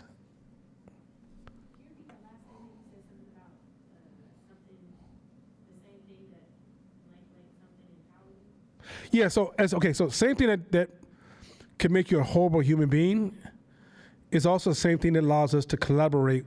Because, most human beings don't know how to think. We don't have enough energy to think about everything by ourselves. So at some point, we trust leaders and people above us. Or we trust systems and ideas. Well, isn't that the same thing, just flipped on his back? Right? When you trust Kanye, and then you fall. But when you trust those things, we really commit. This is why we fight wars together. This is why we die together. We fight for stuff together. We feed each other. We protect each other. The same moral system that's keeping us really well tight-knit and connecting and doing all these beautiful things together, when it's not owned and it was misplaced, it's the same thing that allows us to be exploited and be pimped. The other side of pimping is morality. There's a moral side to pimping if you flip it on his back. But if you flip it the other way around, it's a most abusive, destructive thing. One of the most abusive, destructive things to individuals. Huh?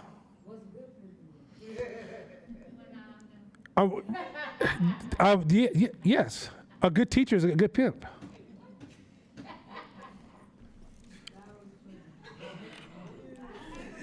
Look here, you understand me?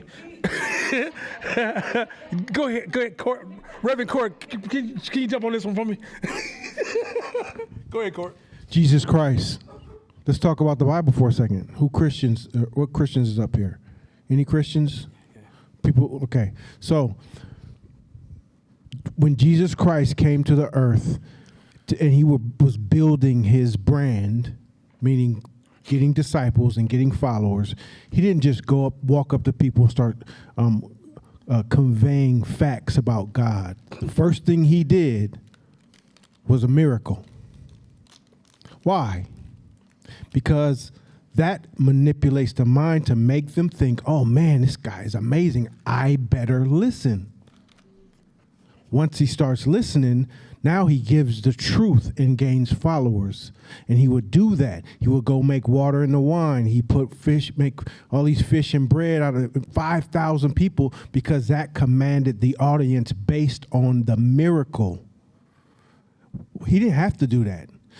He blind the sick, cured dead, right in the Bible. There's an instance in the Bible where he did something. He spit in his hand and did some clay crap in his hand and then put it on his eyes. I would be like, ugh, get off me. You could just touch me and it'd be all right. But he did those things because that was part of the branding and positive manipulating of the mind of the people. We all have to positive. Your kids, you pimping your kids, but for a good reason. It's real talk. You got how many of you guys had a job before? Tell me you wasn't being pimped.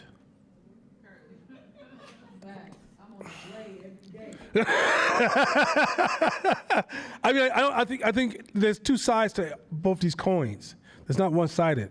So when I tell you stuff, don't run to champion morality because that's a distortion of thinking.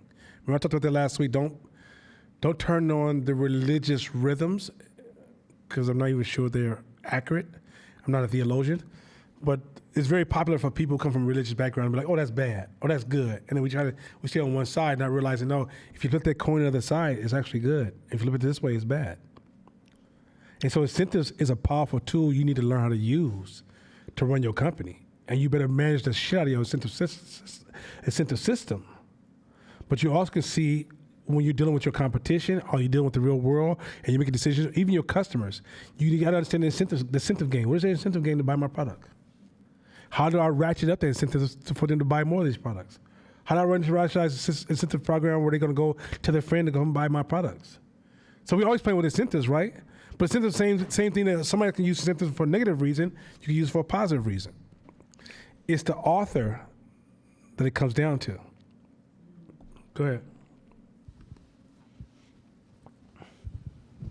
I was just gonna say that, like, I tell my clients all the time that I pimp them, and they laugh, but like I'm dead ass, because, like, You tell your clients though? I absolutely do, because I'm just like, sometimes I'm like, look, I understand. Sometimes I gotta be a bad guy. Sometimes I gotta be the good guy.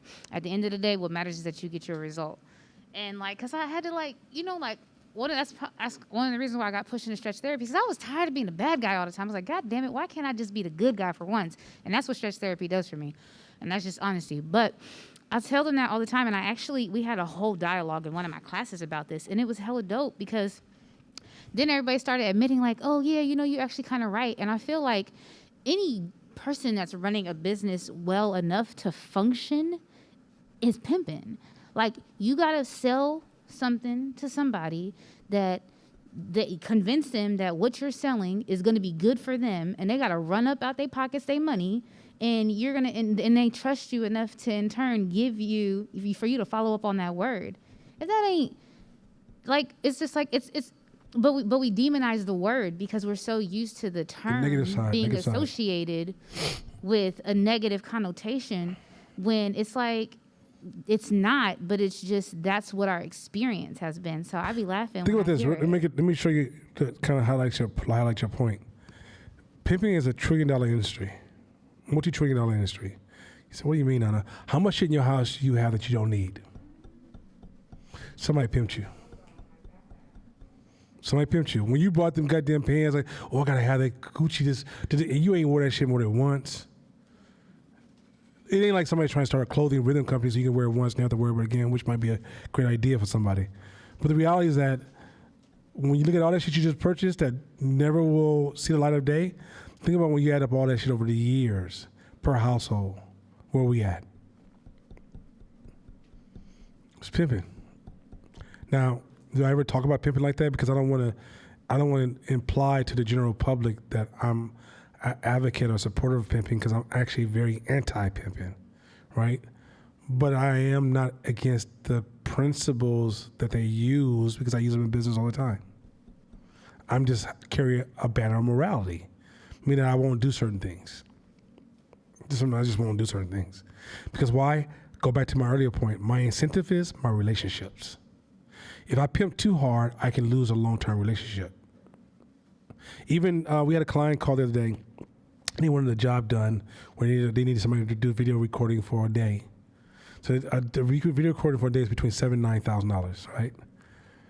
And the client says, yeah, they hit us with, oh yeah, we know you guys for such time, plus we're trying to build a relationship, and we do a lot of businesses. We're doing this documentary piece or this video piece to help black businesses because we really want to support black businesses. So our budget is $2,500. So I said, look here, Tennille, tell this motherfucker, But it was almost like I should tell this person, hey, sorry, but it's too low for what we do. We're too large, too complex, and we have too high quality of a product. And so tell them that it would be at least 3 times that much for us to even consider it. And I said, but be very kind when you do it. Because if you're too harsh and you turn it into like a moral argument, a right versus wrong argument, and can sense that, then they won't go find more money. But somehow, if you do it right, they go find some more money. Now, Pimp taught me that, by the way. I'm not even lying to y'all. She said it nicely. She called me, had a client call back and say, he found $8,000. He's ready to go. I didn't get caught up in what you got to say. I hear you. I understand. 2,500. I understand your kids can go to school and stuff, but listen here, player. I need you to go to work. It sounds pimpish, but if I play the other side, I'm a victim to my moral arguments. And trust me, customers are going to hit you with so many flawed moral arguments, and you won't be able to see the other side of the argument. But I'm helping, oh my God, this kid's, wham. I think there was Dan Kennedy said this best. He said, charge your prices because stay out of people's pocket. Because what's proven is that if they save the money, they're gonna spend most of that money on stupid shit anyway. So take some of that stupid shit money. And so the reality is that it sounds pimpish, but if you heard me and Tennille talking, it's like I was advising a young pimp on how to go out there and get some money for us. Like, hey man, hold on, I don't care what she said, put her back out there.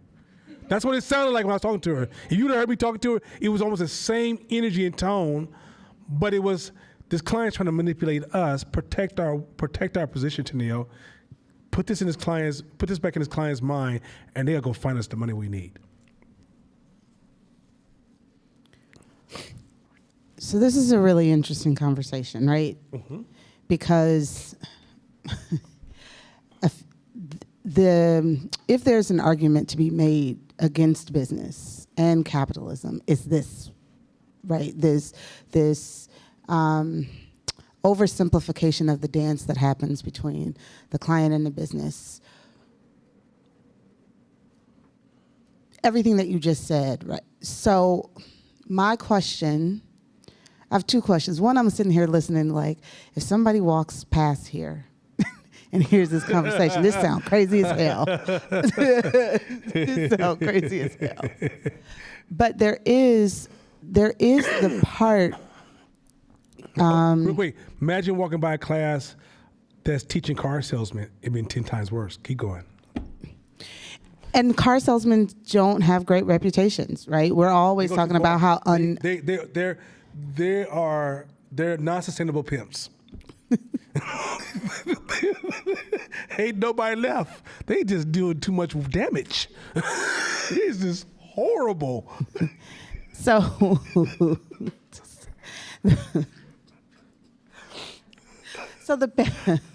the paradox of principles being able to be used for a higher purpose or not is a really real thing. Is a real thing, and the question that I have is being able to navigate that, because let me tell you why I'm really asking the question, because my sense is that this conversation makes a lot of people in this room uncomfortable, and we just get quiet about it because it's hard to process. And so my question is that sitting in this class, let's take it to like sitting in this class, especially around this, because I feel like in our community this is the argument against business. Well, okay, yeah, and that's why that community is the way they are, because we're trying to virtue signal by making an argument. We're not trying to build anything. When you build something, you can't pay everybody what they want, otherwise you have nothing to build. You're gonna have to, when you do your first interview, you're going to have to negotiate a price that allows you to do what you got to do, right? And there's a fair balance. You can't be like, yeah, I need you to be an engineer on my website. I got $20. What's up? Right? That's just a bad idea. But you can't say, if the person walks in there and they want some egotistical stuff like, yo, I want $800,000. You're like, I can't function, right? What happens is most people are not equating life through looking through the lens of building. They're looking through the lens of feelings and emotions and morality. And if in the reality of it is that when you're building, you got to incentivize human beings to build. Otherwise, if they just change their mind, did you realize that the economy can collapse tomorrow if people just change the way they think? The economy is based upon the way we think. Our trust, our feelings, and our emotions. If you make people feel like I feel uncomfortable about the economy, everything goes to hell. Right? Because then people start spending, people start saving. It becomes this horrible night, this compounded negative effect. we forget that a lot of times we get so into this right versus wrong, but a lot of our wrongs were put in place by what? Where they come from? We never asked that question. Some of the things we need to do, we can't even access it because trauma blocks us. Where's that trauma come from? Slavery, Jim Crowism, being in poverty for a long time. They were looking at parents who raise children who come out of poverty and parents who raise children that's not in poverty. When they describe what parents do that are not in poverty, how they raise their kids, many of y'all would throw the fuck up. Y'all be like, oh, hell no, I wish a child, But you don't realize because your normal is poverty normal. You don't know the opposite side. You don't even know how to protect the benefits, because even if you try to do it in an environment where everybody else is being raised that way, it wouldn't work because everything surrounding that child is reinforcing what you're not doing. But when you find out houses where they raise their children for success and power, they literally say, they had this father say, I don't use power dynamics with my child because I need that child to realize they're a person just like me. But when that child gets older, they feel entitled to have things that you don't feel entitled to, where you're crushed at the early age to say, stay in your place, and these are people superior to you. But for their child, they're taught, no, explore coming up here. I need to start now. Whole different conversation. And so some things y'all will walk in the room like, I'm gonna beat that child's ass. Yeah, I know you would. It's because all you're doing is replicating poverty. You're not replicating, you don't understand the culture of growth. It's a different culture. It's a different way of thinking, it's a different way of being, different habits. So even when you say it feels negative, it's because when you're looking at something from the bottom up, it all feels negative. It's when you get in the system, you realize, oh, that's why this has to happen. Oh, here's a complaint. Oh, I didn't know. Oh, these are resources. Oh, my, all those things change. But if you ain't never built anything, them, they, oh my God, oh, racist, no, you ain't built nothing. Build something. All that changes. All that changes. Go ahead. Also, it's natural for us to be this way, but it's just the way it is. We have this natural hypocrisy around stuff like this, especially capitalism. We benefit greatly from capitalism. We pick and choose all the stuff we want to buy, but when we look behind the curtain, then all of a sudden a lot of times we get a moral compass and be like, see, that's what I don't like about capitalism, but we benefit from it because other countries that don't have capitalistic systems in place, we ain't moved there. We live here. And so it's sort of like, people who eat meat, they eat at the fancy restaurants and it's plated, and they go to restaurants, they get food and chicken and beef and the finest steak, and they have names for it. But when somebody takes you to the actual farm and put a knife in your hand, like you grossed out if you have to stab and kill the animal. So what entrepreneurs are the ones who stab, kill, shave the animal off, drain the blood, and prepare it for the consumer. So that they can pick and choose which one they want to buy. So we have to almost operate from that lens and be desensitized by all the bullshit. And we're considered gross, because what if that was your job, just to chop necks off of chickens and peel them every day, but y'all eat chicken like it's nothing. So that's the difference between either side of our lens. And okay, you make it even worse. There's a 20% margin on most restaurants in New York. Meaning that they just miss a certain amount of days, they're out of business, right? If you look at the wages of the average worker in a restaurant, it'll be like, that seems immoral. But ain't nobody stopped from going to that restaurant. Now, one of y'all be like, I can't go to these restaurants. Matter of fact, black women, y'all know girl, we gonna get together next Saturday, we going to the restaurant, my finest wine. And if you ever find out how much those people are working, the people in the wine fields picking the grapes, you'd be like, oh my God. When you grab your cell phone, the children. When you drive your cars and the tires, Congo, African people, oh my God. When you drink your coffee, my Latino cousins, and oh my God. No, you don't do that. You drink your coffee, you jump in your car, you go to work, you call some people on your phone, and you go to the club, and then you scream morality. It's like entrepreneurs know those are necessary uglies, but the world ain't never meant to be completely beautiful. We know that. We know that. We can accept both sides. So part of me disrupting you is that last week we touched on talking about incentives. I saw you guys putting it in the category of do's and don'ts, as opposed to no, master the system. Because okay, lawyers, this is something I learned recently. Lawyers, when you become a lawyer, who you are when you first start and what you will tolerate once you reach a certain level in partnership is two different human beings. So you may have never been embarrassed by what car you drove, but if you become close to being a partner, all of a sudden the car you drive matters. It might have been a time that you would eat certain food. Now, if somebody doesn't bring it to your house, it matters. It used to be a time that you would wear these nice suits from a department store. Now you have somebody pressing your underwear. It's a whole different conversation. But what they found with lawyers is that lawyers are so incentivized and by status that they only can work so many hours. But so the way they get in front of the next lawyer, they eventually start cheating the customer. So instead of I did the job for you 60 minutes, I'm gonna bill you 90. And I'm gonna tell you, you know what? I'll give it back to you. I know I overbilled you, but I'm gonna give it back to you. Just don't worry about it. And at first, the lawyer does give it back, but unconsciously to themselves, slowly but surely, they start giving it back because they start creating these narratives in their head. They don't even see it happen. It's not intentional. They're not thieves. Because remember, all they want to do is get ahead. So now they're at a point where they start saying, well, you know, what I did for court saved him millions of dollars. So if I build him an extra 2 or 3 hours, I mean, in the day, that's why I'm good. I deserve that. And before you know it, I'm stealing from my customers to maintain my career and justifying it, but I never saw the process unfold. Now, if you don't know that, and you working your employees their ass off, and you reward them by who comes to the office with the most return in sales, at some point, because of limitation of hours, they're gonna lie to you. And now, because you don't understand how incentives work, like going back to what you said earlier, when they lie to you, like, I can't believe Court, as close as I went to his daughter's birthday party, he lied to me. You incentivized him to lie.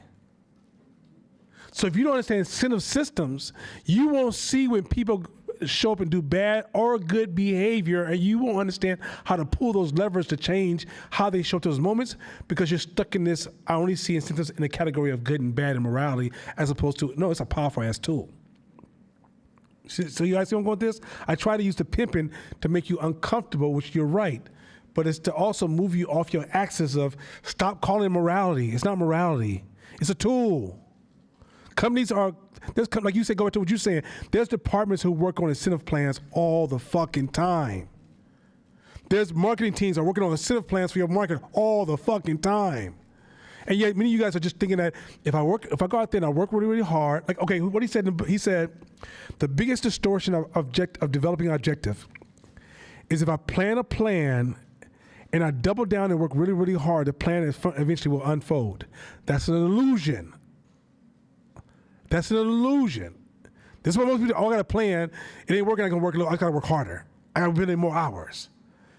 It's an illusion. Even if you get some metric, if you can see some growth, it's an illusion. So you got to learn other systems to grow. And most of the systems that you want to use to grow something is counterintuitive. And this is what they don't teach in these dumbass business courses by people who never ran a business before. They teach you corporate thinking, and they try to put the word entrepreneur on that shit. In the words of Ice Cube, they're sick of for love ass tricks. I hate that. I hate it. Hate it. Let's roll. Oh, do you write this one? Finish this one? Consider. Yeah, okay, go ahead. Consider the story of Andrew Wakefield, the lead author on the paper published in The Lancet that claimed it had found a positive correlation between vaccines and autism, later debunked, but not before causing a widespread drop in vaccinations that have resulted in needless deaths. The article was retracted. He did not sign the retraction. Why? Go ahead. He had a conflict of interest There you go. that he had failed to disclose to the journal. Mm-hmm. He was conducting research on behalf of lawyers representing parents of autistic children. Pause real quick. It's not just the money. He gained so much status for this so-called new truth. So remember, because status is more important than money. Look for the status. When somebody says, oh, he got paid this much. Yeah, but did he get celebrated for it? If you get celebrated, if somebody gives you, think about this. Black Lives Matter girls, let's go back to them. This is why I say you cannot blame them. You cannot even be cussing them out. You do not disrespect them if you see them. Somebody comes to your house right now and gives you $10 million and say you the man and run you on every talk show known to man on TV for the next few weeks, and everywhere you go, people are praising you. What a chance what the fuck you think you gonna do? Exactly. And it doesn't matter if you know what the fuck you're doing. I'm gonna try to figure it out the best I can, because at this point, how much y'all give me again? Oh, you incentivized them to betray you. It wasn't like Black Lives Matter girls had like, for the last 10 years, they've been knocking it down. You'd be like, man, they did this. Okay, they were NWCP. You'd be like, yo, okay, y'all got a reputation. I expect you to show me some results of this. You've been around for a long time. You can hold them accountable by a whole different standard. Here's a group of women who had nonprofit jobs at the time. Typed in Black Lives Matter, got status first. Most powerful statement of all times. Everybody's repeating what you said and attaching it to who you are. Do you understand? I just hacked. That's a Jesus Christ move. I am now about to hijack your thinking because it's a miracle. I'm this person now. Now I'm gonna give you 10 million. Oh, it's a wrap. It's a wrap. And guess what? Most people in this room would do the exact same thing. 10 million, and you're the most popular person in the United States. And when white folks want to talk about black people, you're one of the first people they're going to knock on the door and ask, hey, how do you think we should approach this? So now, as we read about this cat here, you'll see, now you kind of keep that story in mind. Now keep going, Shibisha. Just go back to he had. He had a conflict of interest. Sorry. Sorry. What did I just do? No. Okay. Improvise. He had a conflict of interest that he had failed to disclose to the journal. He was conducting research on behalf of lawyers representing parents of autistic children. Wakefield had been paid more than $800,000 to determine whether there were grounds for pursuing legal action. Tavris and Aronson demonstrate that unlike truly independent scientists, however, he had no incentive to look for disconfirming evidence of a correlation between vaccines and autism, and every incentive to overlook other explanations. Keep going, that's so cool, keep going. This is why understanding the power of incentives is both critical and tricky. Yes. The acceptance of an initial incentive creates a psychological state whereby we become invested in maintaining whatever story brought about that incentive, so we can justify our acceptance of it. There you go. That's it right there. That's status. So once you identify with something and it makes you popular, your brain will unconscious to you rationalize what you believe in, even though you don't. That's why people believe in, parties, and why people who belong to certain parties won't listen to stuff from other parties, because they're no longer thinking for themselves. They're thinking to their group, which is part of our survival. It's part of our survival. Now you can manufacture it in your company as well. You ever been to Google and they got the little fucking hats? Weird ass fucking hats, right? They're controlling incentives. That's part of the incentive. That's part of the incentive plan. They don't change the way you think. Google's trying to change. They don't. You're gonna hire. This is about scaling, right? You hire 100 people and everybody's thinking different. What the fuck you gonna be? You need to have a certain degree of difference and a certain degree of similarity to function in your environment, so the environment becomes a peaceful place for innovation to rise, right? If everybody comes to your office and have a different plan on how to get the job done, you don't have an office no more. So you have to incentivize people to this is how you need to show up. This is professional English. This is what we expect. A young lady told me on TV, I was talking to this lady from a hospital, and she said, no, the hospital, we don't practice racism. We work very, very hard to avoid racist behavior.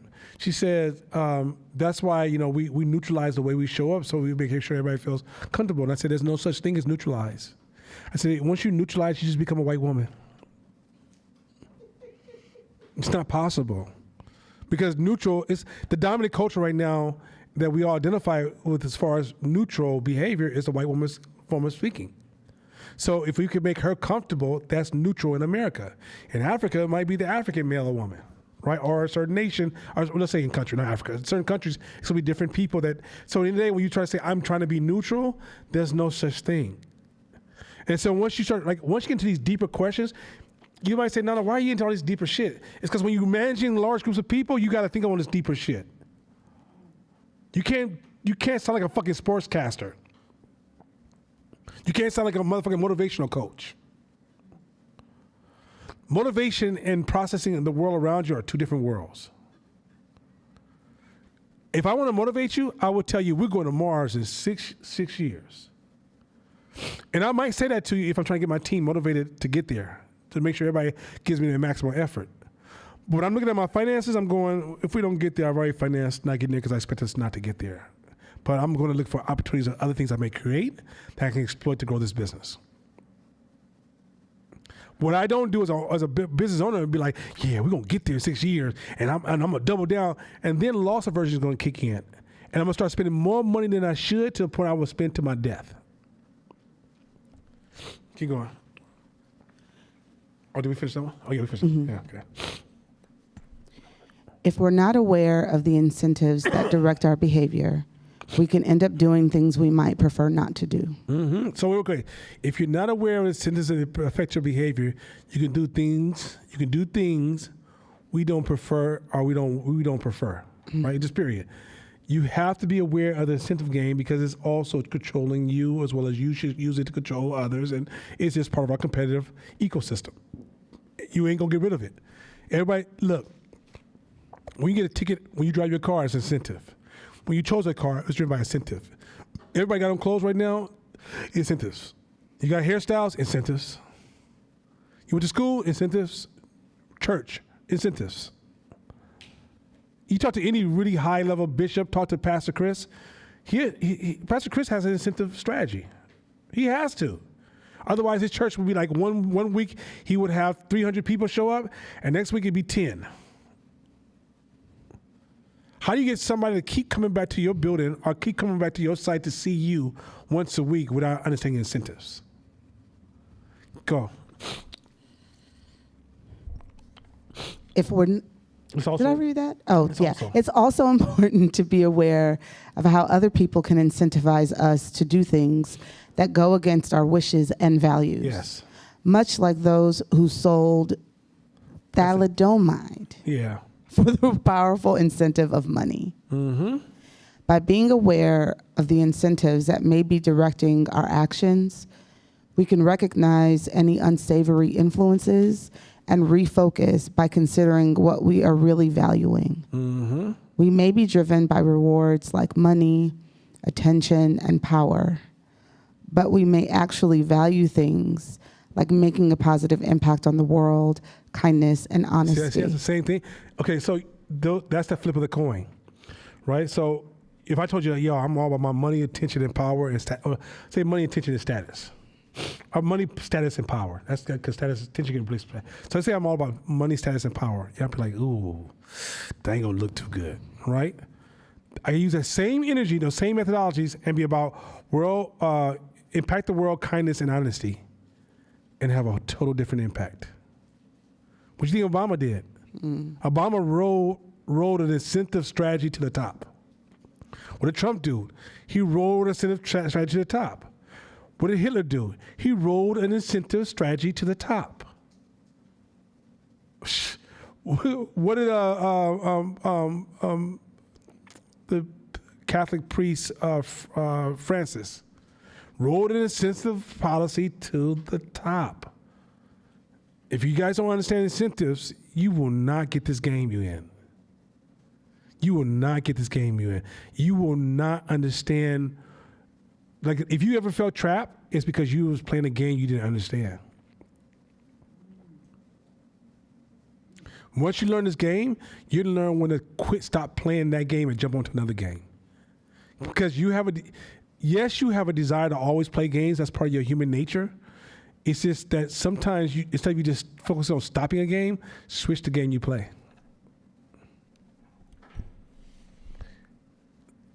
Let's keep going. All right, so now we've done with incentives for the night. Any questions real quick? I'll give you like 2 or 3 minutes on incentives, then we're gonna jump into know your audience. Any questions? Everybody good? Did I whip up your morality and your feelings and your sensitivities, and y'all feeling some kind of way, and y'all praying for me right now, and y'all put my name on the altar? What's going on like that? Okay, good. Strategy number 2, chapter 2, and scaling. All right, Shabisha, do not take over this whole chapter. This is your chapter. All right, y'all ready? And matter of fact, if I have to go to the restroom because it's cough or whatever, I might let you teach a couple of these because this is your comfort zone. All right, y'all ready? This is strategy number 2 on scaling your business. This is so critical. So critical. So the first one was false positives and all the psychological things can cause you to fall into a false positive. This is how many times have people started bad ideas? That's false positives, right? That sounded really good. Your mama thought it was good. Your friends thought it was good. A couple of customers you interacted with was good, but it was a false positive. Now it's time to learning about your audience and some of the tricks and some of the techniques and tricks that's involved. So let's roll. The story of Lyft Pink illustrates a challenge for scaling enterprises of all varieties, knowing your audience. This is the most important thing, y'all. We're going to talk, because I know you guys heard know your customer. All right, we're going to go to advanced level now about knowing your audience. Because we say know your customers in the first part of Hope, because we're just trying to introduce you to the importance of serving the customer. Lily, this is one of the classes you cannot miss, because this is all the questions you've been asking in one chapter. Let's go. This matters because if you don't truly understand the different types of people you serve now, you can't accurately predict who will respond to a product, service, or intervention at scale. So real quick, let me say something real quick. How many of you guys heard the phrase people of color? Anybody in here? Anybody else? That's it? Okay, you ever heard about people of color before? You ain't nobody say that phrase? Okay, how many of you guys have used that phrase before? People of color. Okay, this is why you suck. There's no such thing as people of color. This is the first argument for knowing your audience. Black people are extremely diverse. Black women are extremely diverse. Black youth are extremely diverse. Asian people are extremely diverse. Latino folks are extremely diverse. White folks are extremely diverse. That's why we're like, white people, how they feel. There's no such thing. There's no such thing as a label represents all in any category. So when it comes time to sell something, see, when you're at home, like, man, you know what's wrong with white people? And the conversation works, ain't nobody selling shit. But once you're selling something and you depend on that to eat, the person, if there's two people, like me and Court saying that, it's sitting together, and Court say, you know what's wrong with white people? I was like, which ones? In what region?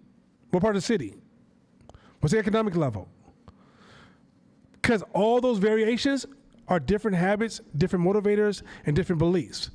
When white folks use this term, people of color, you got to be kind of honest. Some of you guys were just really pop culture and learned about blackness through television, and now you woke because you joined the popular movement, which is part of your status, but you never really learned the history. And now that you woke through the simplification of being woke by instant wokeness, get in your local supermarket, you have embraced these ideas of tokenizing everybody. When you say black people feel, poor black people and rich black people, young black people, old black people, hipster black people, artsy black people, conservative black people, gangster black people, all have different motivations of what they want to purchase.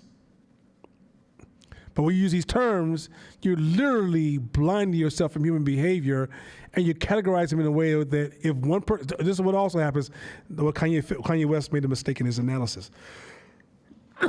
So if 5 black women come into your store and don't buy your product, and 5 white people walk into your store and buy your product, you say, black people don't support my product.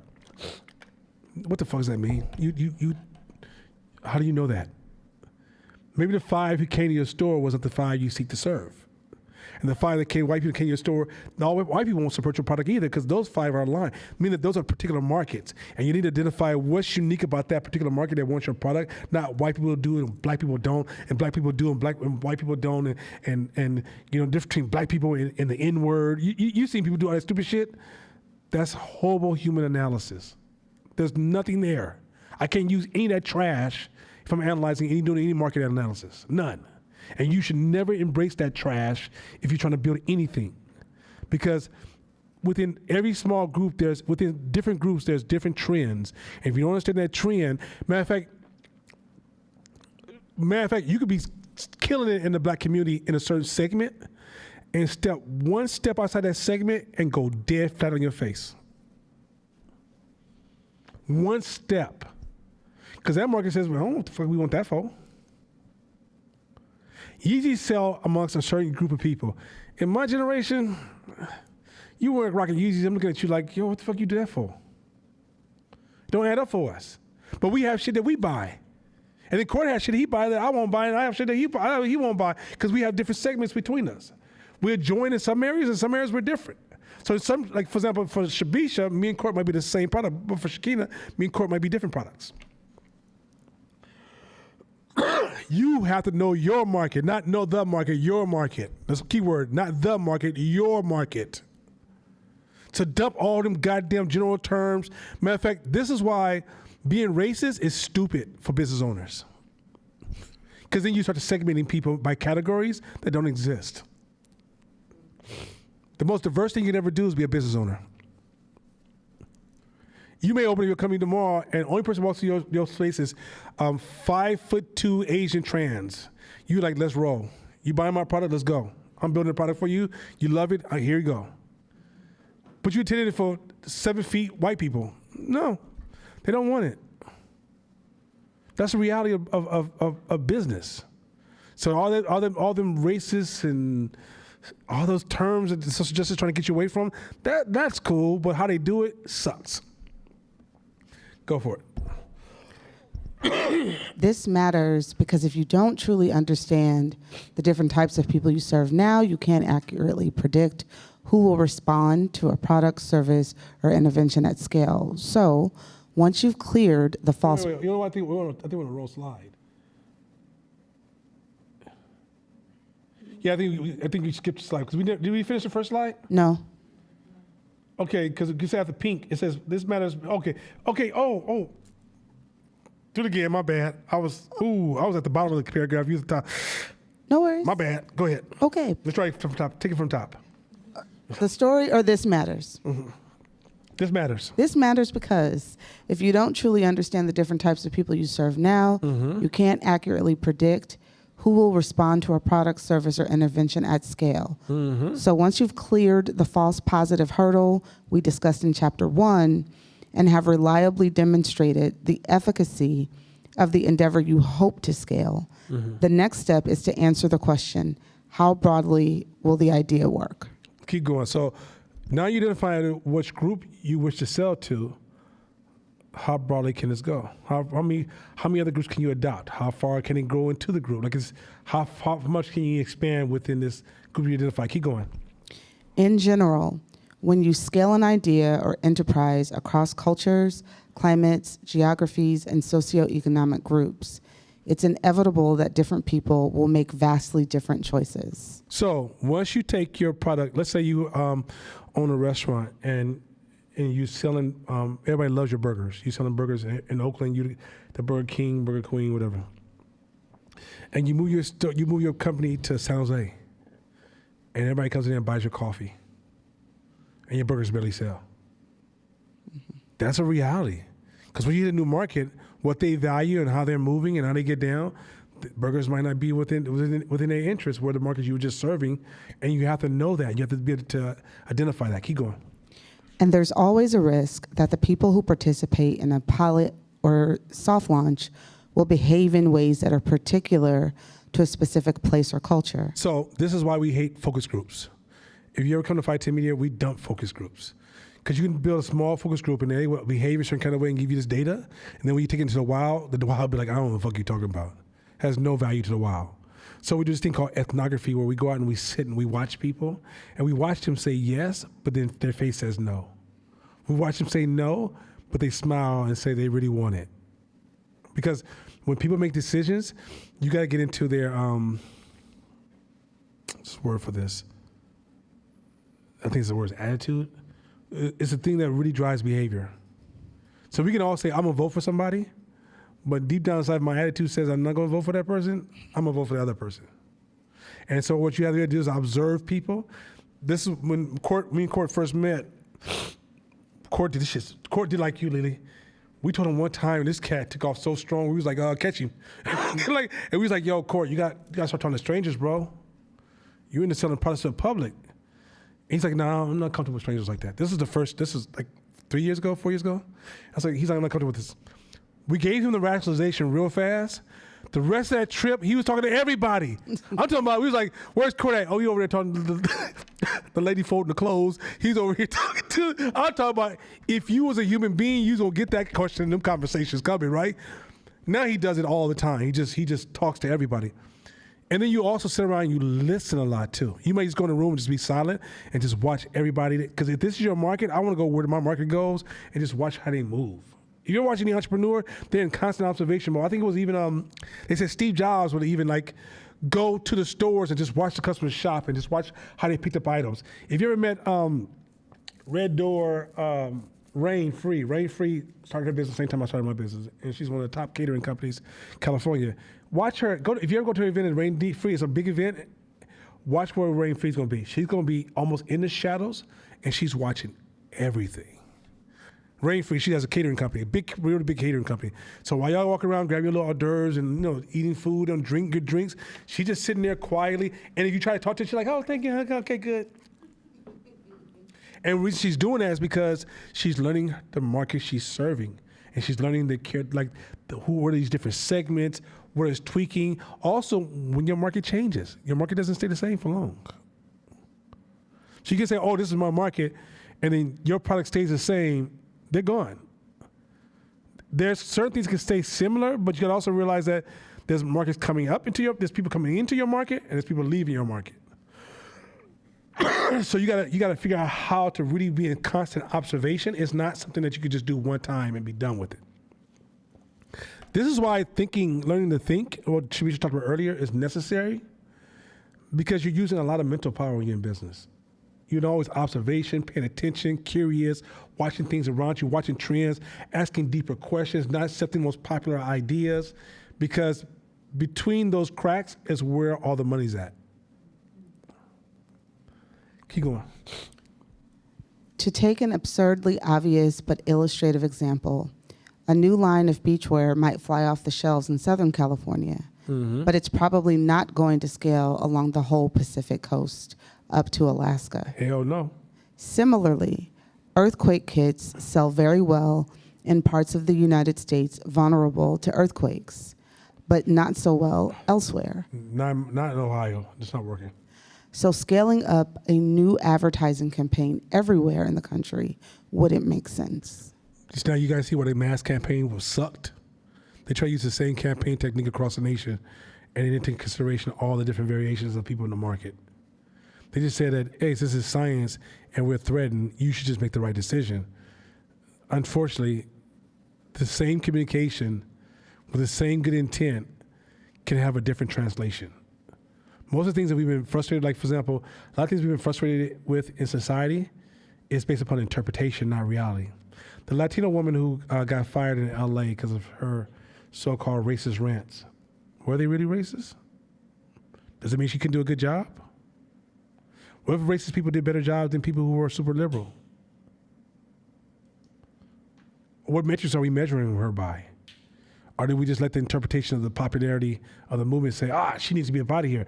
But the thing about this, how many times have you worked around other people like, man, them white folks over there, or man, the Mexicans over there, or the Asian folks over there, and somebody heard you say that, oh, Nana, and you're in a public office.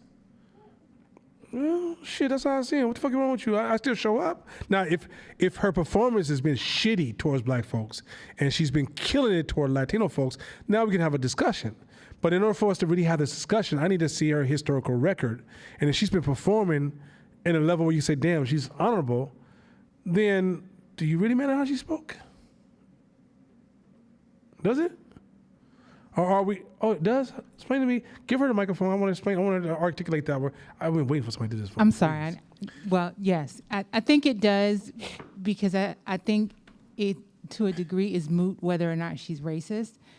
I think what the issue is if you're in a position of leadership, if you're temperamentally fit to do it, right? Or if you are alienating the people whom you're supposed to have leadership over with your own personal opinions. She can have it. And then I don't think that necessarily denotes There's a whole that bunch of substance in there. Who was the most dominant person in her segment that she was in control of? I don't know. I don't know the breakdown of the people she's over. I'm not challenging you to say right or wrong. I'm just showing you easy assumptions that how your brain will learn to make the argument, but you don't have the facts. I'm not saying 100% yes, 100% no. I'm saying the response is incorrect. Because it should speak curiosity, which is saying, can I see her record? What I said earlier is if her record says she's been performing, I don't give a shit about the way she speaks. Number two, who's to suggest that when you take office, can you really remove biases and racist type thoughts? You can't. No, you can't. You Not can't. possible. I agree with that. Yeah. Do you think there's a certain level of common sense that would be helpful? Well, if she was speaking to the public and she said those things, I would ride with you, but she was speaking in privacy. And she's speaking to somebody that she was working on projects. Number two. At work, do you ever have privacy? Huh? Well, because in a sense, we all do it. I mean, we can be extreme with it, but we all do have, if me and you been collaborating all this time and a newbie come in and I'm thinking everybody kind of knows this thing because that's how we all talk anyway, right? But we still getting the work done. It's like, we can become culturally Puritan when we try to judge others, but we don't see real people. For example, a guy can walk in here right now and be like, as a gay black male, I've been abused and used, and you don't realize he's a massive liar.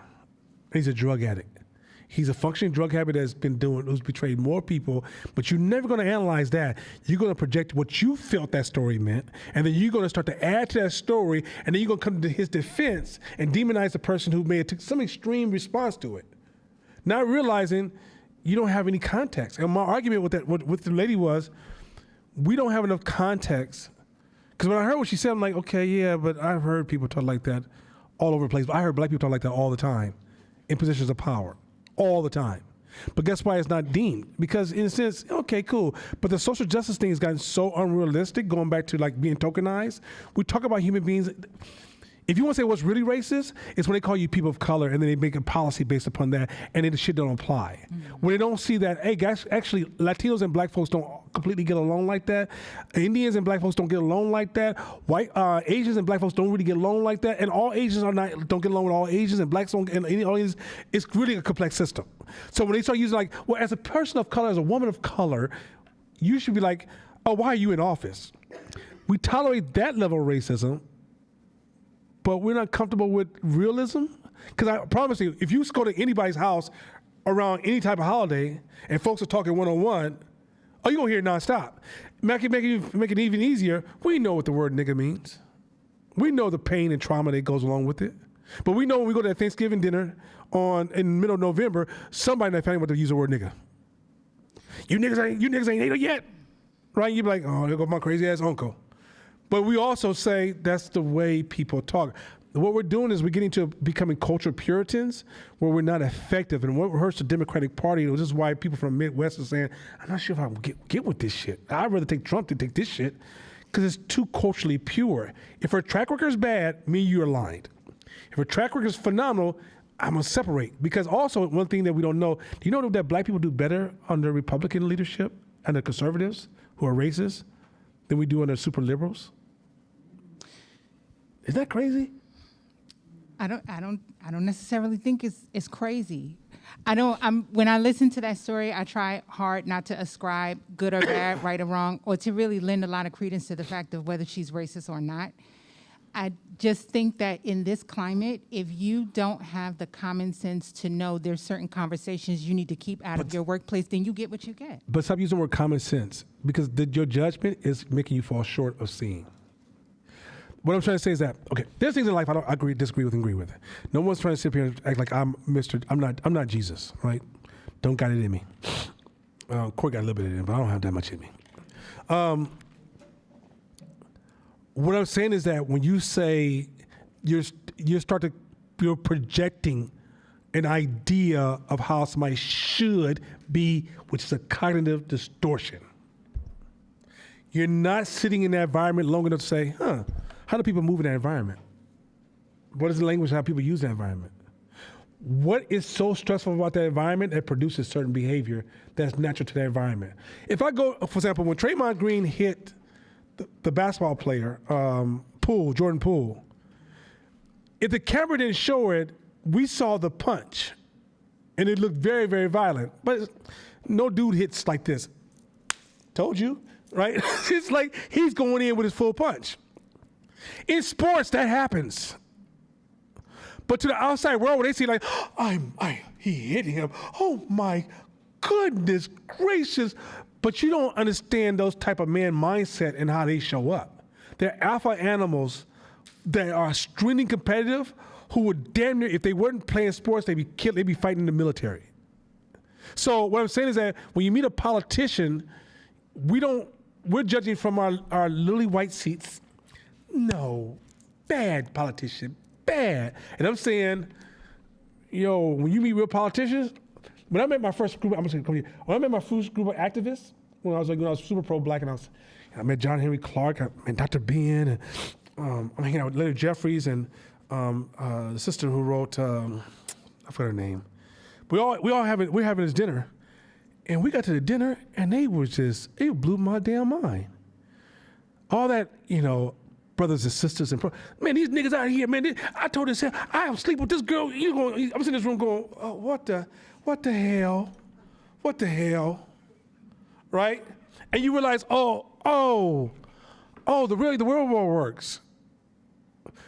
Back in the 90s, 80s, 70s, we would all sit around black, like for example, my nanny, right? My nanny was a very progressive Latino woman who did it because she's a friend of the family, but she's a stewardess, right? And now she lives in this fat ass house, East Coast. But anyway, her husband's in Google and everything. And she tiptoed to understand race, and then every once in a while we would tell racial jokes, but they were soft. Okay, I have Josh. Me and Josh knows I got love for him. I have his back. But we tell jokes all the fucking time that's edgy. But that's part of our bonding. If you come from the outside and hear it, you'd be like, oh my gosh. It's a perspective challenge. And then once you have a perspective challenge, because you don't know the history of our relationship, you don't know the history of that woman, all you left with is projection. That's all you can do. When you hire someone, okay, I'll give you something. Okay, let's take it to business. Bring it back. You hire somebody, you interview somebody for the first day. What do you know about that person? Not a goddamn thing. So when they don't do their job, are you mad or are you upset or are you surprised? You shouldn't be shocked at all. You realize that's part of the process. Because when you hire that person, you didn't have enough time to figure out who the fuck they were. That is what real life is really about. Now you say, well, he should have did a better job and he went to this school and he should have. Sorry. If you knew that before, then you understand that it's a gamble and you're prepared to let it go because you understand it's all part of the gamble. But when you get into the other one, you personalize it.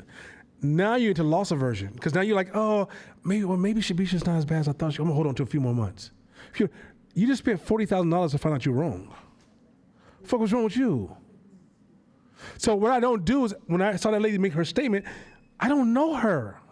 I don't know the environment she's staying in, and anytime something gets viral, I'm suspect because I don't see deep enough analysis of like, hey, we pulled her record, we looked at her performance, we looked at how she's getting down, we looked at her opposition, we looked at her trauma, what she's been dealing with.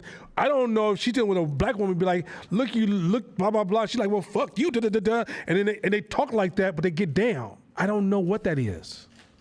But to make that assumption, because I'm attaching these ideas to an extension of social justice, there's nothing there. Nothing there. I can't tell you nothing. And so because there's nothing there, I can know to go, just like that, And if I say, if I saw her tomorrow, I'm like, how you doing? Because I have nothing, besides my projection. Or if you tell me you work with her every day, you saw her performance, you saw things she was doing, now I'm gonna start to raise the data because you're the data source, right? They go now make me do more investigations to find out there's some validity to what your point is. Anything else besides that is a projection. We do it to our employees. We do it on our business ideas. We do it on our products. We do it on our customers. Stop projecting. We don't know. You gave me a snapshot. In the world of snapshots, we got to stop making snapshots a conversation. And snapshots got to stop being a conversation, a judgment, and turn them into a question. Now, if you start doing your investigations and you find out more, I'm going to listen to you because I trust you and I value you, right? But I'm not going to listen to you if you just tell me, well, I feel, and he used these beautiful soliloquy and these words that sound so sexy. You sound like a puppy. I was like, whoop, brought a dog up in here.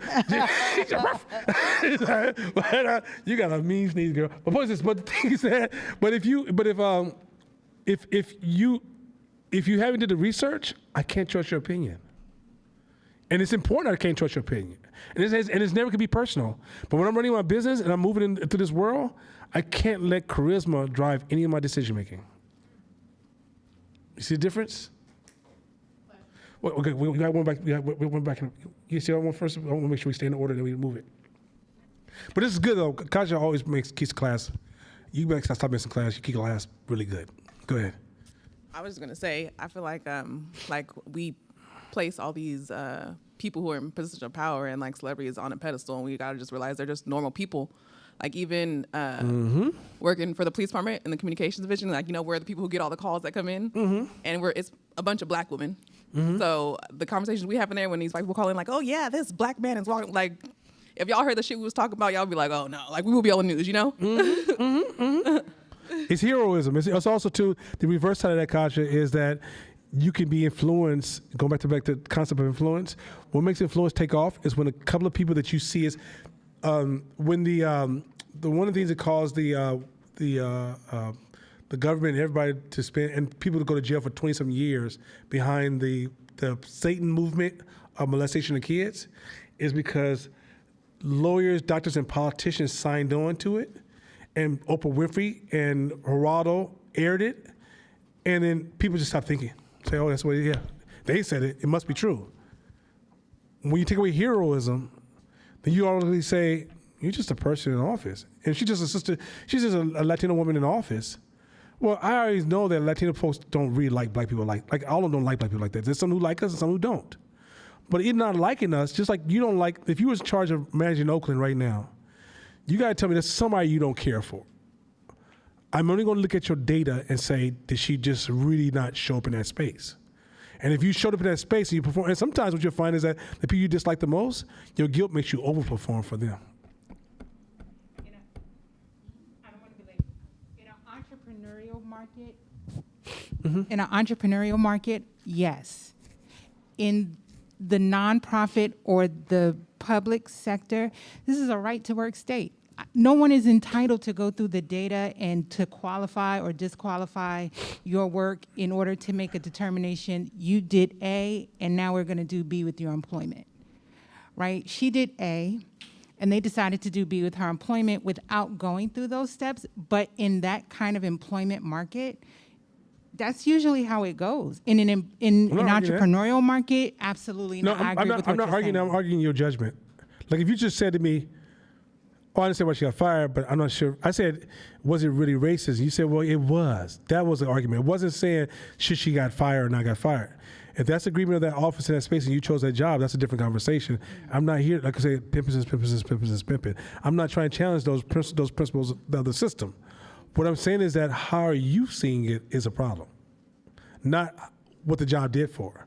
Because there's a lot of people that's going to be falsely judged. Like, for example, the people, there's one lady who, I think her husband and wife got judged, they got sentenced for 22 years for using Satanism to molest kids.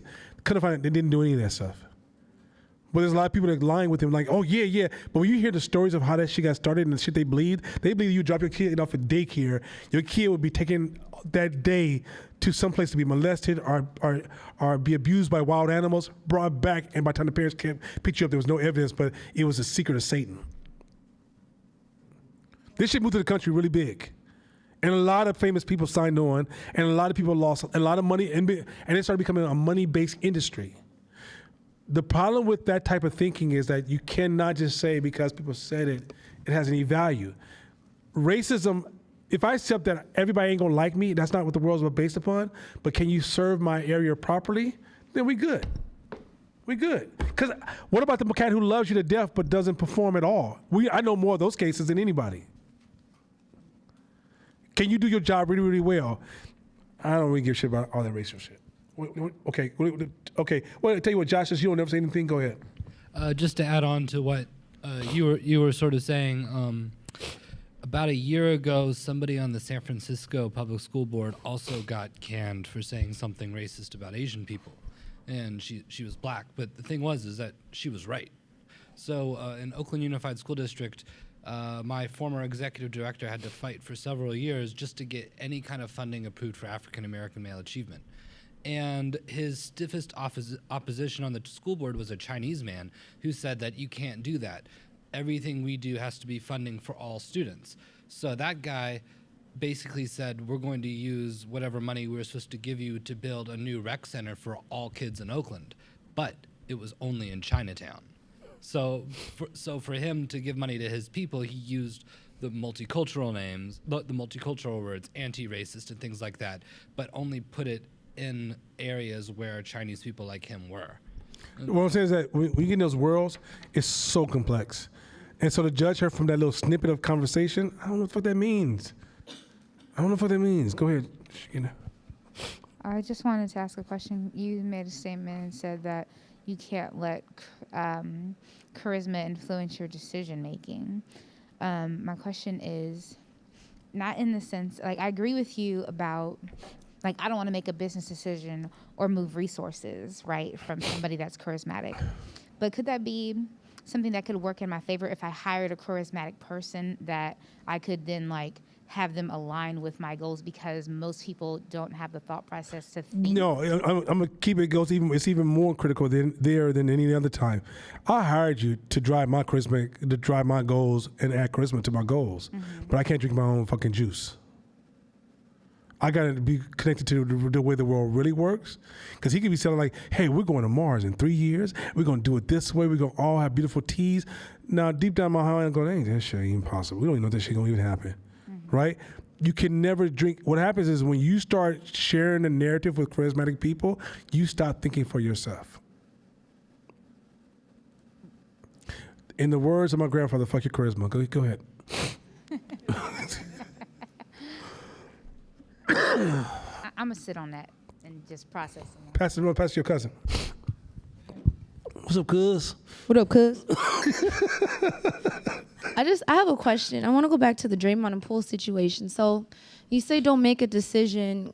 You can't judge or assume because you don't know the context. But if you're a business owner and that happens, right? Like, so say like Bob Myers, he had to make a decision on suspending Draymond. So say you decide not to suspend Draymond, but you get flagged for not suspending him. So it messes up your brand. But at the same time, you get flagged for suspending him because it happens in practice. That's the alpha male. So how do you decide what to do as a business owner? Like, does my question make sense? Yeah, let me try to loosely answer it. The win. Was he in the first game? Did he play the first game? Yeah. Okay. There's anybody knows basketball know that they wouldn't won the last championship without Draymond Green. They don't have no center. They ain't got nobody can stop the big man at all. Draymond Green plays. He's not part of the dramatic part of basketball, which is the Steph Curry. That's a dramatic part. Where you're like, ooh, that's what makes basketball sell. So Steph Curry is why basketball has value, but why they win. All players on the court have a high value. Draymond Green's value is so freaking high to the Warriors. They're playing win now and figure out the next move later. Because the reality is they paid Draymond. They're gonna be close to $500 million in luxury taxes, right? So they know they got a limitation, right? But they're also trying to play this game of, if they have a mathematical equation, it may not make any sense to you. This is why you cannot watch a commercial and watch influencers tell you good versus bad, because they're not in the back room looking at the numbers and measuring the system. And when you win a business, you might make a move where you be like, no. I'd be like, yo, you got the dopest business ever. Everybody's messing with you. You're like, yeah, I'm about to sell it next week. You're like, but why? $50 million. The chances of me keep making $50 million, they just remove my risk. I can hold on to this idea that if I hold this business for the next 20 years, I can make more, and I also can lose it all. And at $50 million, I've already calculated if I get $30 million, I'm good. I'm 20 plus. If I do my investments correctly, I'm living on a budget that supersedes what I desire. So I'm good. But from the outside, everybody's like, that's stupid. That's why black people can't have nothing. We always sell our shit to white people. Well, it suggests that once you sell it, you just go home and chill and wear gold jewelry. What if you start having huger impact with the skills you gain from growing that company, and you're more impactful in the community now because you're no longer being vacuumed into this one business? Right? But in the end, the outside narrative is counterintuitive to solutions. You can't think within popular thought to solve complex problems. Because our motivations and our narratives are separate. We may be motivated to do A, but we'll tell ourselves a story that's way over here. So that's why when social justice goes up to you like, Kaja, how do you feel about this? Kaja won't say, yo, you got this microphone in front of my face. Will I be popular? Would I raise my value? Oh shit, that shit hurt my feelings. I had a cousin. Even when she said I had a cousin, that's the beginning of a lie. One person doesn't qualify a change of anything systemically. But to the human brain, a narrative carries that much weight. She starts to manipulate and run her pimping game. And here's the thing. You end up donating some of your hard-ass earned money or feeling guilty because you didn't donate. When she pimped you from the time she grabbed the fucking microphone, it was self-centered, very narrow in thought, and has zero impact possibilities. This is why many of y'all supported Black Lives Matter, because y'all wasn't even thinking about how shit works. If you had said with Black Lives Matter, going back, the Black women was the same thing as Black Lives Matter. If y'all would just looked at the previous record and say, okay, well, let's see what they've done in the past. Okay, y'all just care about black transgenders and lesbian rights, and that's it. Okay, there's no list of nothing did. I'm out. But it ain't what everybody did. Oh, Black Lives Matter, oh my God, painting on my streets, oh my God. You didn't do no fucking research. What is the track record? Stop making decisions off of feelings, emotions. Look at track records. If you look at track records, it becomes kind of easy to say, okay, I'm with this, I'm not with that. I'm with this, I'm not with that. All right, roll. Are we on the same one? As an analogy. Next one? We done next one, right? Yeah, we next one. Yeah, we next one. Yep. Yeah. As This is an real ana- good. This is real good. As an analogy, think of comedians. For a comedian to kill it, she has to know her audience. Correct. Jokes that bring down the house in one setting likely fail in another. Yes. Likewise, an idea that succeeds with one group might fall flat with another. Keep going. This is why you have to know your audience. That is exactly whom your idea is for in order to assess its potential to succeed at scale. For example, the social media platform Pinterest is used primarily by women, which puts a cap on its user base and revenue potential. Of course, many businesses simply have built-in limitations, and that's fine. Your idea can still serve a purpose and make money, even if it has a ceiling. Take dating apps. They scale very well, but only up to a point. From the start, these companies know that they will never scale for people in committed monogamous relationships. So remember, your dating apps ain't meant for committed relationships. But if we're a nation that believes in marriage, here comes the hammer. Go. Meanwhile, the app Ashley Madison, You understand me? with its slogan "Life is short, have an affair." Life is short, have an affair. Look here, pimping. Pimping says pimping. I done told y'all once about pimping, and y'all think I'm the only one be talking about this shit. Ashley Madison said, life is short, go have an affair. Number two, I just told y'all money is found between the cracks. They saw, now mind you, if you're a moral person, you might pass that market up because just, what's the Mormons run the family tree. What's that thing? Well, which one is it? Ancestry is ran by the Mormons, right? That's a Mormon-based business, right? So you can have businesses. There's all kind of cracks in society. This illustration is not for you to go out here and try to figure out what is the next freaky business that's being. So there's an opportunity, Kaja, but it's for the rest of us. I'm just saying, Kaja, I just know you, girl. But I'm just saying for the rest of us, the moral people, the Christian-based people, it's not.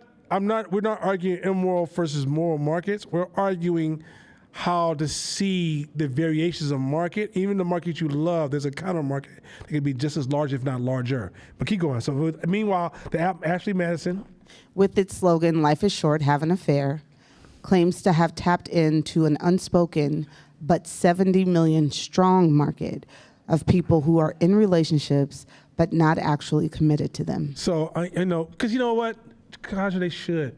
You know, if you mate somebody, you should be faithful. You really should. But unfortunately, in America, there's 70 million out of 350 million. That's a large ass fucking number. Who's ready to ride? Is that some cold shit? Y'all sit with that for a minute. Because Kaja, Kaja just, I'm just saying, Kaja, I know what you're supposed to do and I know what you should do. No. It's an individual decision. I personally, listen. Listen. It's an individual decision. I personally don't want to make money at something that's facilitating the dissolution of things I believe. No. It's not that. It's not, by no means. I don't do that either. I'm very ethical, right? No, I'm just saying. And all my business partners and friends and family and court, very ethical person, right? What we're saying is that, but when you start getting to shoulds, you won't see people no more. The reality is that once you start saying they should be like, they shouldn't be, and if you want to do this, you should do this, right? The reality is that you got to learn how to stop seeing the shoulds, because that's your projection. And your projection is limited based upon limiting beliefs that don't even go past your lifetime. It doesn't even go past a certain geographical circle. When you travel to Africa, let's say, okay, Africa is a huge market. Matter of fact, I've been ordering stuff from Africa recently. They're coming online fast. Huge population. It could be black folks' financing system to really allow us to really have impact in this country and globally, right? And play a whole different game. But I promise you, all your values are not going to align. I promise you that. When you start moving products, when an iPhone is sold in Africa, they don't say, well, we are still making women wear those high jeeps and going to slap them across the face if they wear them. Get my phone up out of here. There's a degree of tolerance. Now, if it gets back to your market that you're selling iPhones to the people who slap women with hijabs. That's hijabs, right? Hijabs? Hijabs. Woo, excuse me, Muslim folks. Hijabs? Hijabs. Okay, every time I say it, just correct me. So every time, look, hijabs. So every time, look, if Apple is targeting selling phones to people who slap women with hijabs, then yes, that's immoral. But when you go into that country, you're not going to agree with all the values and morals, especially if you start dealing with African people globally. Matter of fact, you won't even deal with all the values and morals if you go to black folks down south, right? The reality is that's why the should is already a creative limitation of thought. It's not saying you accept everything. It's not saying you're okay with all these things. It's saying you're learning to say, well, why do you do that way? And you might realize that, going back to that story that was told in one of those books, they talked about the woman and her role and she was playing in society, and then when they found out what the alternative role was, they realized, oh, that was actually an upgrade, right? But if you come from your high and mighty, like, it shouldn't be that way, you pick up that's that white woman technique. White women do that all the time. They come in and intervene and cause more damage because they don't take into consideration what was there before and what's going to be there after. Common mistake. Go ahead. Also, too, one of the dangers of being on a constant moral high ground is that you'll almost hide and forget your own shadow shit, your own dark side. Like, you got to be comfortable with having a certain level of integrity, but not judging no one's morality, because then that gives you a much clearer vision when you're out there doing business, or when you're like, okay, well, that's them. You don't have the reasons behind why people do certain things. It could be because of their own trauma or whatever's going on in their life. Everybody has their own personal reasons why they do stuff. But our morality is just ours. And the interesting thing about it is, if you laid it out on the table, you would be very, it'll only be a small population of people with your version or your level of morality. We have this fake shit on the top that everybody shows up to, and everybody's clean and this, and oh, we don't do this, we don't cheat, we don't that. But if you really had a microphone and a video up to you and watched you all day, people be like, oh, Kaja, no. Mm-hmm. Because that's life. That's life. That's life. That's life. That's life. Yeah, it really is. It's matter of fact, the most tolerant people, non-tolerant people I ever met? It's social justice people. They're not tolerant at all. If you don't think this way, say it this way, speak this way, you shouldn't be permitted. You shouldn't have a job. You shouldn't live. Really? Where'd you get that method from? Is it possibly the oppressor who oppressed you, you're just using the same methodology on him? When do we rise above this shit? It's the funniest shit ever. You just claim it's a power switch. When the reality is that growing up, you realize everybody that helped me ain't gonna be like in love with me, just as long as you provide equal opportunity. That's all I ask for. I mean, if I go to a store, I want the same apple the white guy can buy. So if I walk in, he's like, put up the good apples, we got a problem, right? Or if you charge me $2 and you charge a white dude $1. But if you think I'm gonna walk in that store and wonder if you love my people, no. It's not my conversation. You ever been to Chinatown before? You ever bought anything from Chinatown? Then you're a hypocrite. You goddamn hypocrite. They make sure something make you sure feel like, why the fuck are you here? Straight up. I went to his, he has a spot where he buys fresh fish. I have never felt so grown ass. They've made me feel like, why your black old East Oakland ass up here trying to buy some motherfucking fish? Take your ass to S&S and get you a fried fish and what you gonna do any goddamn way. That's how they treated me I promise you, it was the worst experience ever. Okay, fuck it, I still got my fish. Because I realized they don't ride, this particular group of Asians didn't ride with me, right? But then I have this Asian dude, I had some Asian folks over in Burlingame, they're like family. They're both very authentic in the culture, but there ain't no such thing as one size fit all in nobody. But if you go to Chinatown, you learn to say, we don't have to agree as long as I get that product and that price for a good time. Have you ever traveled to another country before and caught a cab? Yeah, I know you felt discriminated against. But did you not say, I'm not gonna write, I'm gonna walk from this part of Egypt to the other side of Egypt because in the end, I'm gonna prove my point. You said, God damn it, I got the money anyway. Come on, give me over here real quick. That's the reality of the world we live in. But we gotten to a point that we could become, they made us too sensitive and we're no longer being functional. It's a attention consumer. Now, I didn't have time to read all those books. I was too busy watching George Floyd shit and Kanye West say some crazy shit. I watched that whole interview. But no, what's that book you want me to read? That's a lot of motherfucking shit you want me to read, Nana. Oh, okay.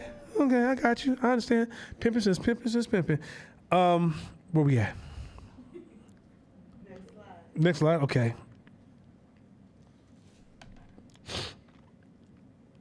If the specific needs and demands of unique groups or customer segments are ignored, voltage drops are sure to occur. So if you're serving a group of customers and you're not chiming in on their specific needs and their desires, you will see your numbers fall down. This is why most businesses collapse.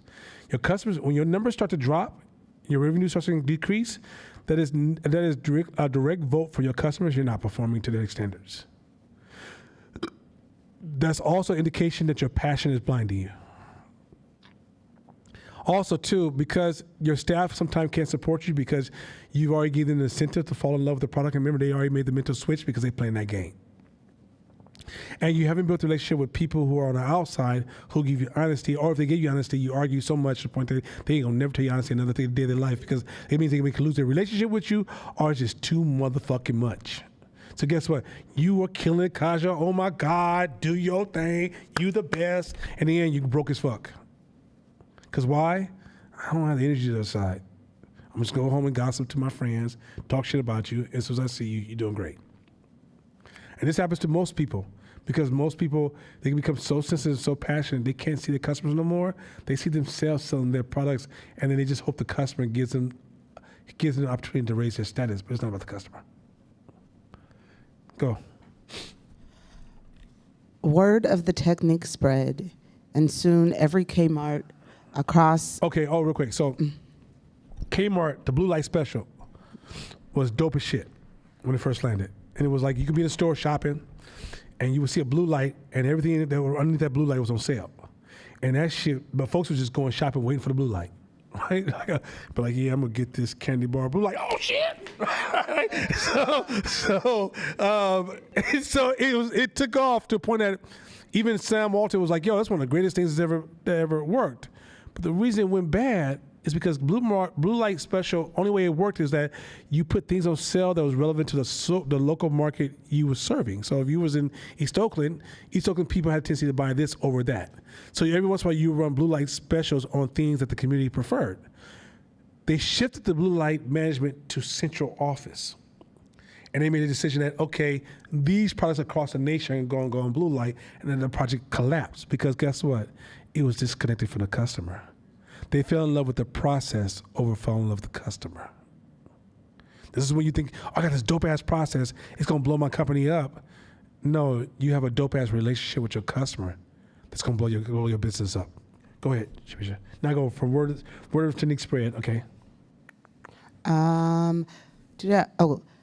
As a promotional innovation, it scaled brilliantly. The eye and ear-catching hyping of the sale and the sense of urgency it fostered among customers were part of the brilliance. The other part was that the choice of the products on sale was up to the individual store managers who knew their customers. They talked to them, plus they also lived in the same communities and had certain shared experiences. So pretty soon, the Kmart managers began selecting not only items that were languishing on the shelves, but also products catering to the needs of the particular shoppers at that particular place and time, like shovels or ice melting salt the morning after a heavy snow. Keep going. Then Kmart screwed the whole thing up. Here we go. Instead of permitting each individual store to choose the goods to be discounted, all goods sold on blue light specials would now be dictated months in advance from the corporate office in Hoffman Estates, Illinois. This meant that on any given day, the same exact goods were sold as blue light specials, regardless of whether the store was located in Laramie, Wyoming, Sarasota, Florida, or Seattle, Washington. So when a summer heat wave hit Sarasota or a rainy spell hit Seattle, managers in Florida and Washington no longer had the autonomy to tailor their promotion to better serve their customers. By ignoring the unique needs of different customer segments, this new policy short-circuited the proven scalability of the program. Another thing this thing highlights is that sometimes you can get so caught up in your internal policies and procedures and management and structure, you can manage your customer right outside the business.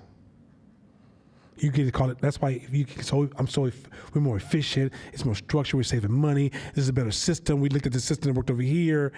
Okay, is a customer still part of the equation? Once customers come outside the equation, I don't give a shit. There's no perfect system that doesn't require customers. Engineers struggle with that the most. This is why if you looked at computers before Apple, they were the most mentally straining thing ever to work on. You ever bought a PC before Apple became famous? You had to know how to fix, to know how to run the defragmentation, to know how to fix this shit, because this shit has to be. Apple came along, pushed this button, done. Meaning that engineers were saying, oh, people should know this. This is what they should do. I give out the information, they should respond this way. Apple said they're human beings. They ain't thinking like that. Designed it for the typical human being wants to sit down in front of a computer, push buttons, and give themselves an advantage, not fucking learn computer science.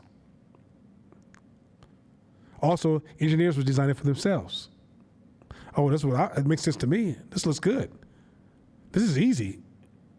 You reference yourself as a source. So a lot of times businesses get into these ideas and conversations internally, and they start to ratchet up these ideas that sound so smart, so efficient, so money saving, and you just smooth yourself away from your customer. Let's hit a couple more slides and we can go home. From selection biases to weird people. Oh my God, this is so good. Go ahead. From selection bias to weird people. The inevitable variability across different audiences and customer segments poses another challenge for scaling. To truly achieve widespread impact, it's not enough to understand how your current customers or audience differs across geographies, demographic groups, and so on. So it's not enough just to say, oh, white people are different like this, black people these, to know understand demographic differences beyond just culture and geography. It's another level. Keep going.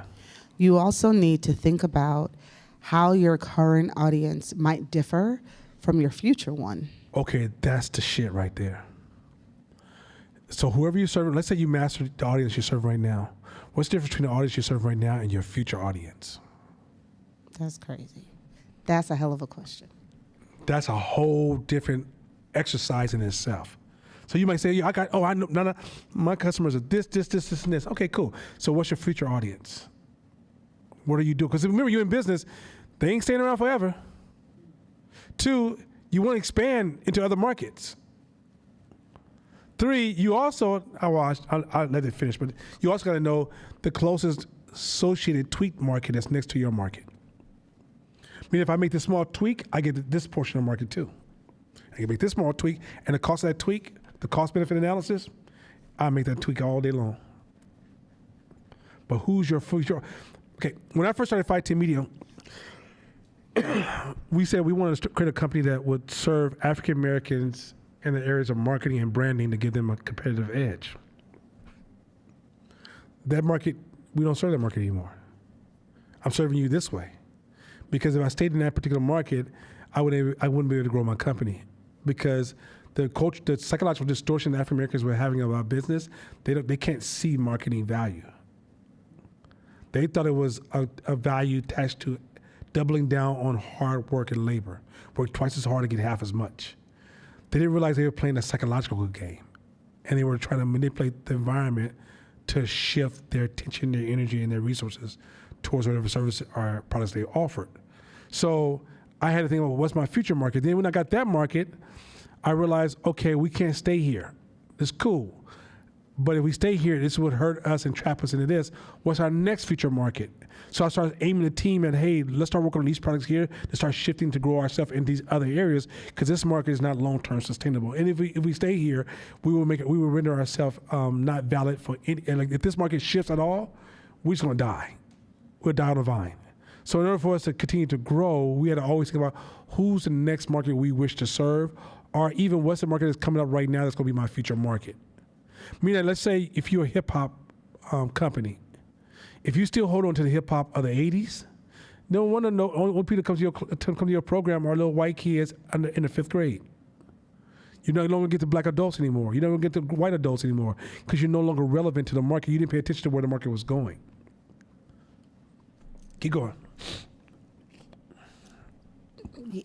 When Yeah. When looking at results in the early stages of any enterprise, you must check that you're correctly gauging what scientists call the representativeness of population. Oh, this is so beautiful. Keep going. Non-representativeness can occur either accidentally or through willful selection of the sample. Mm-hmm. So this is, okay. It's going to sound pimpish. You can't fall in love with them, but you got to love them. Once you fall in love with your customers, you become blinded by their value to the market. When Shakira first started business, she would like go over friends. This is my friend. This is my. They ain't your fucking friend. And I wasn't saying that because they can't be her friend. It's because you're becoming blind to where you need to go. You're over ratcheting up your business to be so cool with people that you can't see the future market, potential market, and market expansion. They're not your fucking friends, but they're your friends. I mean, am I cool with my customers? Yeah. If I see them out and about, do I show them love? Yeah. But am I identifying with them? No. I mean, I identify them, but not. When I say identify with them, I'm not wrapping up my world in their world. I can eat with them, hang out with them, party with them, care about them, and love them. But I'm not, like, you know how when you, like, okay, Court's family. So I'm connected to Court. I will feel when Court feels certain kind of stuff. A customer, I'm not going to feel everything they feel. You know what happens when a customer wants a deal and you don't, and you feel something, and they say, hey, man, my car broke down last night, and anyone can get that service from you for like $80. I know it's usually $3,000, but I don't have no money. Can you? You don't know if they're telling the truth or not. Number two, you gonna get your feelings hurt the next day. They come in there with a Gucci jacket on, talking about, yeah, I just spent $4,000 on this right here, and you should be going, motherfucker. It wasn't their fault. That was your fault. People will find money for what they want. Straight up. But when you identify a market, you start to have this bias, a blind bias that will distort your whole marketing plan. So the first part of your marketing plan is properly structure your relationship to your customer. Keep going. When it occurs accidentally, it is a phenomenon known as selection bias. When people? Oh, I thought somebody said something. No, so good. When people opt into programs in a non-random way.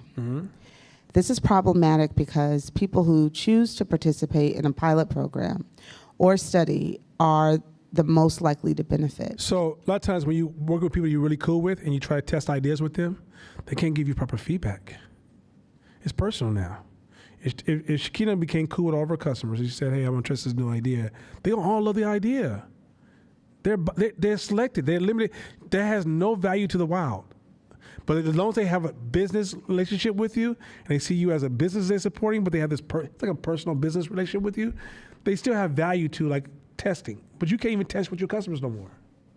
You got to go out there and find new customers to test with. Because when you're a small business, that's all you're testing with is with your customers. But if you overbuild a relationship with them, your customers become biased and they can't give you no fucking feedback no more. It's a cold game, but it is. Look, man, y'all didn't sign up to be like this. Ain't a pet rubbing class. You go how to go home and pet your pet. This is a class about how to build shit in the world of other human beings on complex values, views, and diversity. Roll, keep going. Of course, insomniacs flock to the medical trial for a new sleeping pill. But when a disproportionate part of the sample is made up of people who opt in because they are the most likely to benefit, this has the potential to distort the results, painting a more optimistic picture that wouldn't hold up at scale. So I find people in class who don't give a shit about Nana, don't like Nana at all, who would challenge me at the drop of a dime. I got a young lady I know that every time she called me, she'd be like, I don't know if I agree with that shit. She's like, I want to take your class. I said, do me a favor, don't agree with me. Bring that shit to class. Because I'm trying to figure out the people that are furthest away from me. I try to measure them. The closer you get to me, I put your data now has an asterisk next to it. The further you're away from me, the more I start to value your data. The more you hear about, the more you're coming from the outside in, new customers, I categorize who is a valuable data source. Everybody is not a good data source. You mean the best, but you're developing a bias as you talk to me. So if I keep coming back to you, then I'm creating a false perception of who and what my market wants. Keep going. Oh, what? You finish this one? Yep. Okay, keep going. What scientists call a selection effect. Similarly, the people who opt in to a health program may be more motivated to improve their health and therefore more likely to engage in any number of other healthy behaviors. Oh my God, this product is so important. You're going to change the world. We really need this product. You should give everything you have to make this shit work because this is so important. Like, this changed my life. What the fuck you saying? Keep going. Than those who did not opt in. In these cases, you might incorrectly attribute improved health outcomes to the intervention instead of to other healthy habits, a false positive. You know what? When I train people, I know my shit works. You know, when I work on this, okay, because look at all the people I've had. I helped Shabisha, I helped Lily, I helped Shakina, I have Court. You told me nothing. Not a motherfucker. Did you help the person who just comes to your class, puts some money and don't give a shit about you, and they kind of care about working out, but they don't care about it. They just kind of like, I want to be cute for this dress for the summertime, but I don't know none of that other shit you're talking about. Or do you find people that's like, yo, I went to my doctor, he said I gotta lose weight, I gotta do it, and I don't want to do it, so I'm here. So, and then you think, oh no, my shit's the juice. If 60% of weight loss is what you eat, have you audited their kitchen enough to know their eating habits to realize you had no impact on that lifestyle? So then when you expand it, it doesn't scale because it never worked anyway. Because you've been lied to by the selected choices of the customers you chose to listen to. Cold game, ain't it? Come on, let's finish. I'm gonna get to this piece right here. Keep going. If the research and development team. Oh, your next slide or same slide? Next slide, okay. Okay. If the research and development team for the new sleep medication, for example, fails to anticipate and correct for selection bias, the results may indicate the medication is effective, when in fact it's only effective for a subset of the population, not the whole group.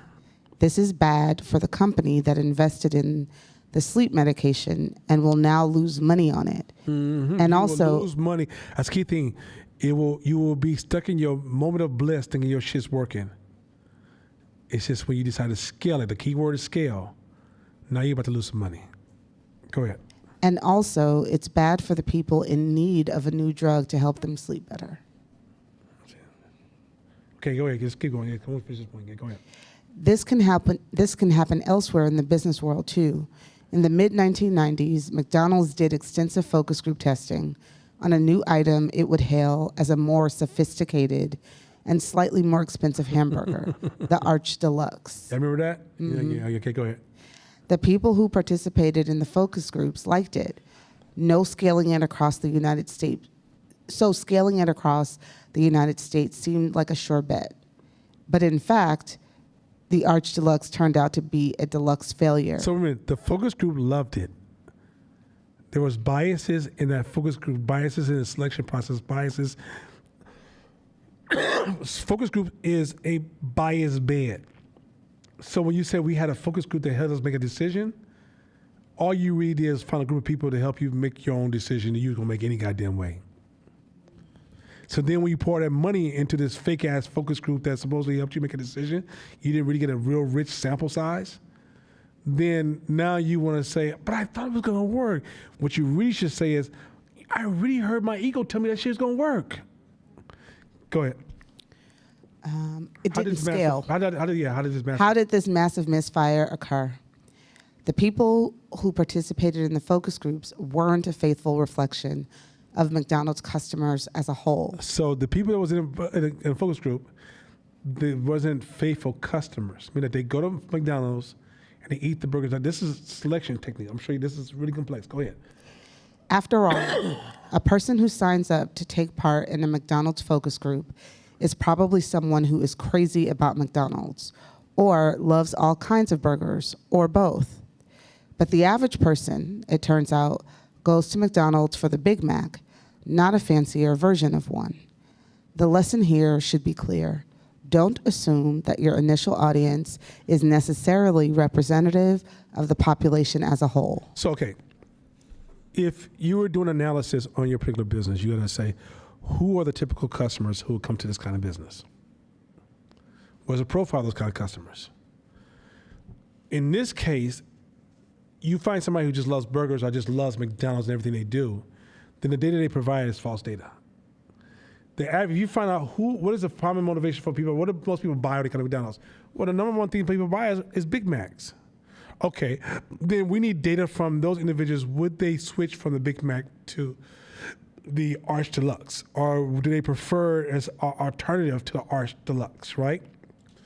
But if you test people with different motivations, influences, or desires, are you not clear on what that is?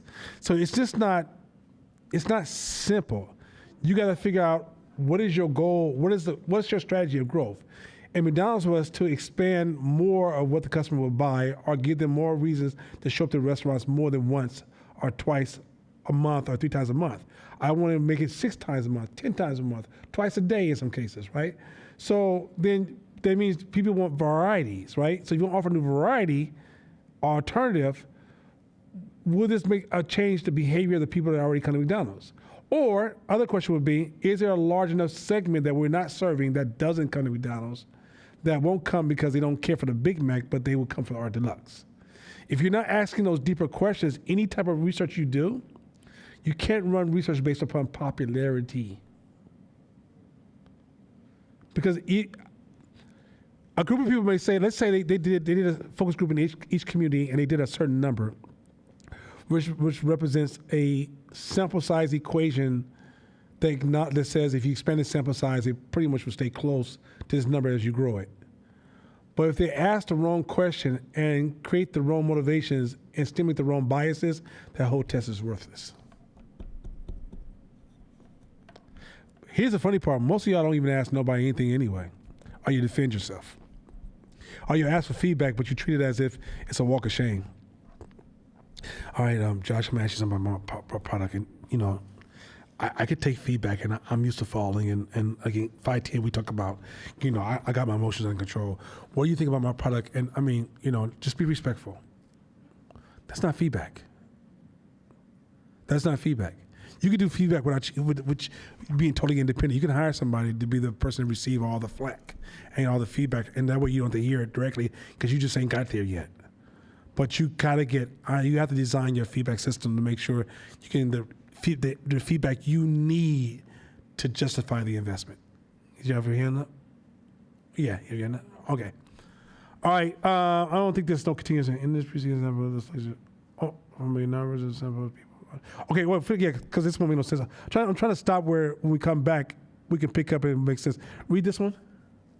Yeah.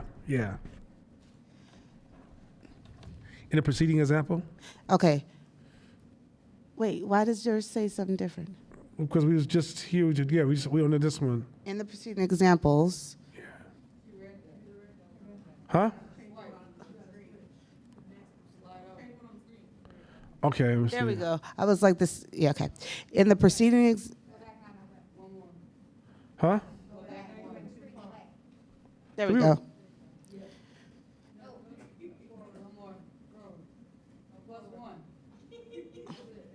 There we go. In the preceding.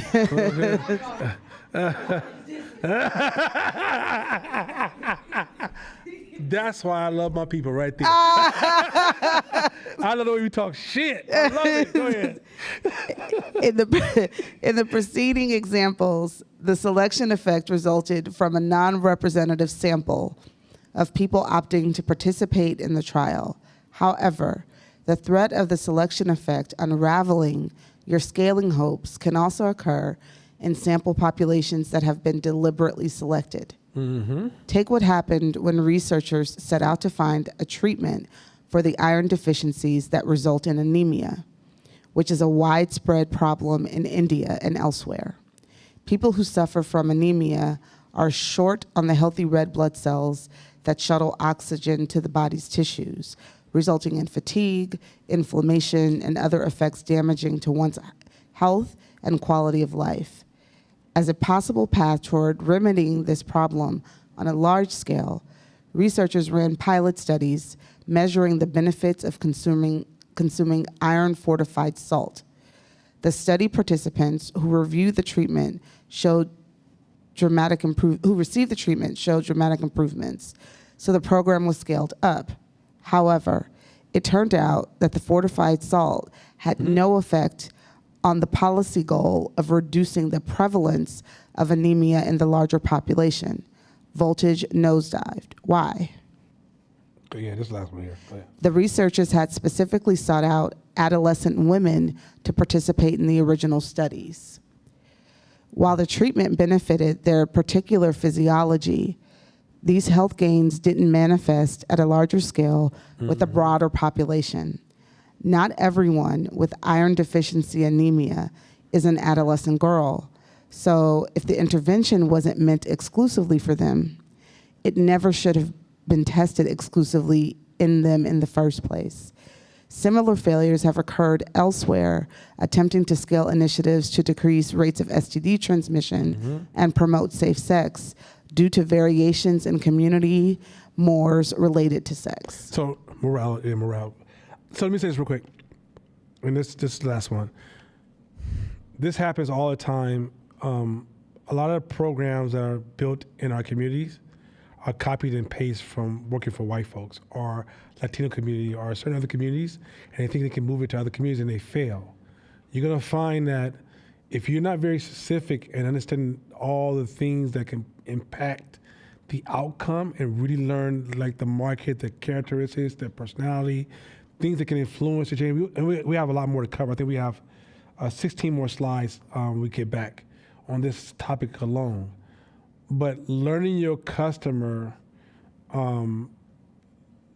is so much. That's why COVID didn't work so well when they tried to scale out solutions. They didn't see the customer, right? They didn't learn the customers. Matter of fact, a lot of behavior science, the reason it doesn't scale so well in the black community is because they perform the behavior science on white middle class kids. The work we're doing here and other places is valuable because this data doesn't exist. You haven't been part of a lot of this, like a lot of these books written on research of behavior or marketing, it hasn't been based upon you. And so you have a different motivation that's different than all the other people of color, I hate those fucking phrases, that if I try to just copy and paste those ideas, it doesn't necessarily work. And so at the end of the day, that's why, so this is one of the reasons I was trying to say stay away from the idea of something being stupid. Sometimes a business that works in a certain community makes no sense to people who don't see that community. Y'all been in the hood before where something will take off and y'all be thinking, that's some stupid shit. And then you find out with their revenue, you're like, they made how much? Right? Because they align with the culture. But from the outside, because you're aligned with the white culture business structure, you're thinking that doesn't make no fucking sense, right? There's 40 million black people in this country, right? If you got less than 1%, is it 40 million or is it, yeah, it's 40 million, right? Because we're 14%, yeah. So, if you just got that small percentage, if you got a small percentage of the black market, white people don't need to never buy shit from you. And you could be a fucking billionaire damn near. From just the black market support and black sympathizers, meaning white kids, Filipino kids, Asian kids, Latino kids that all align with that community market, all of a sudden they sympathize with that a lot, that makes that market even larger than you even imagine, right?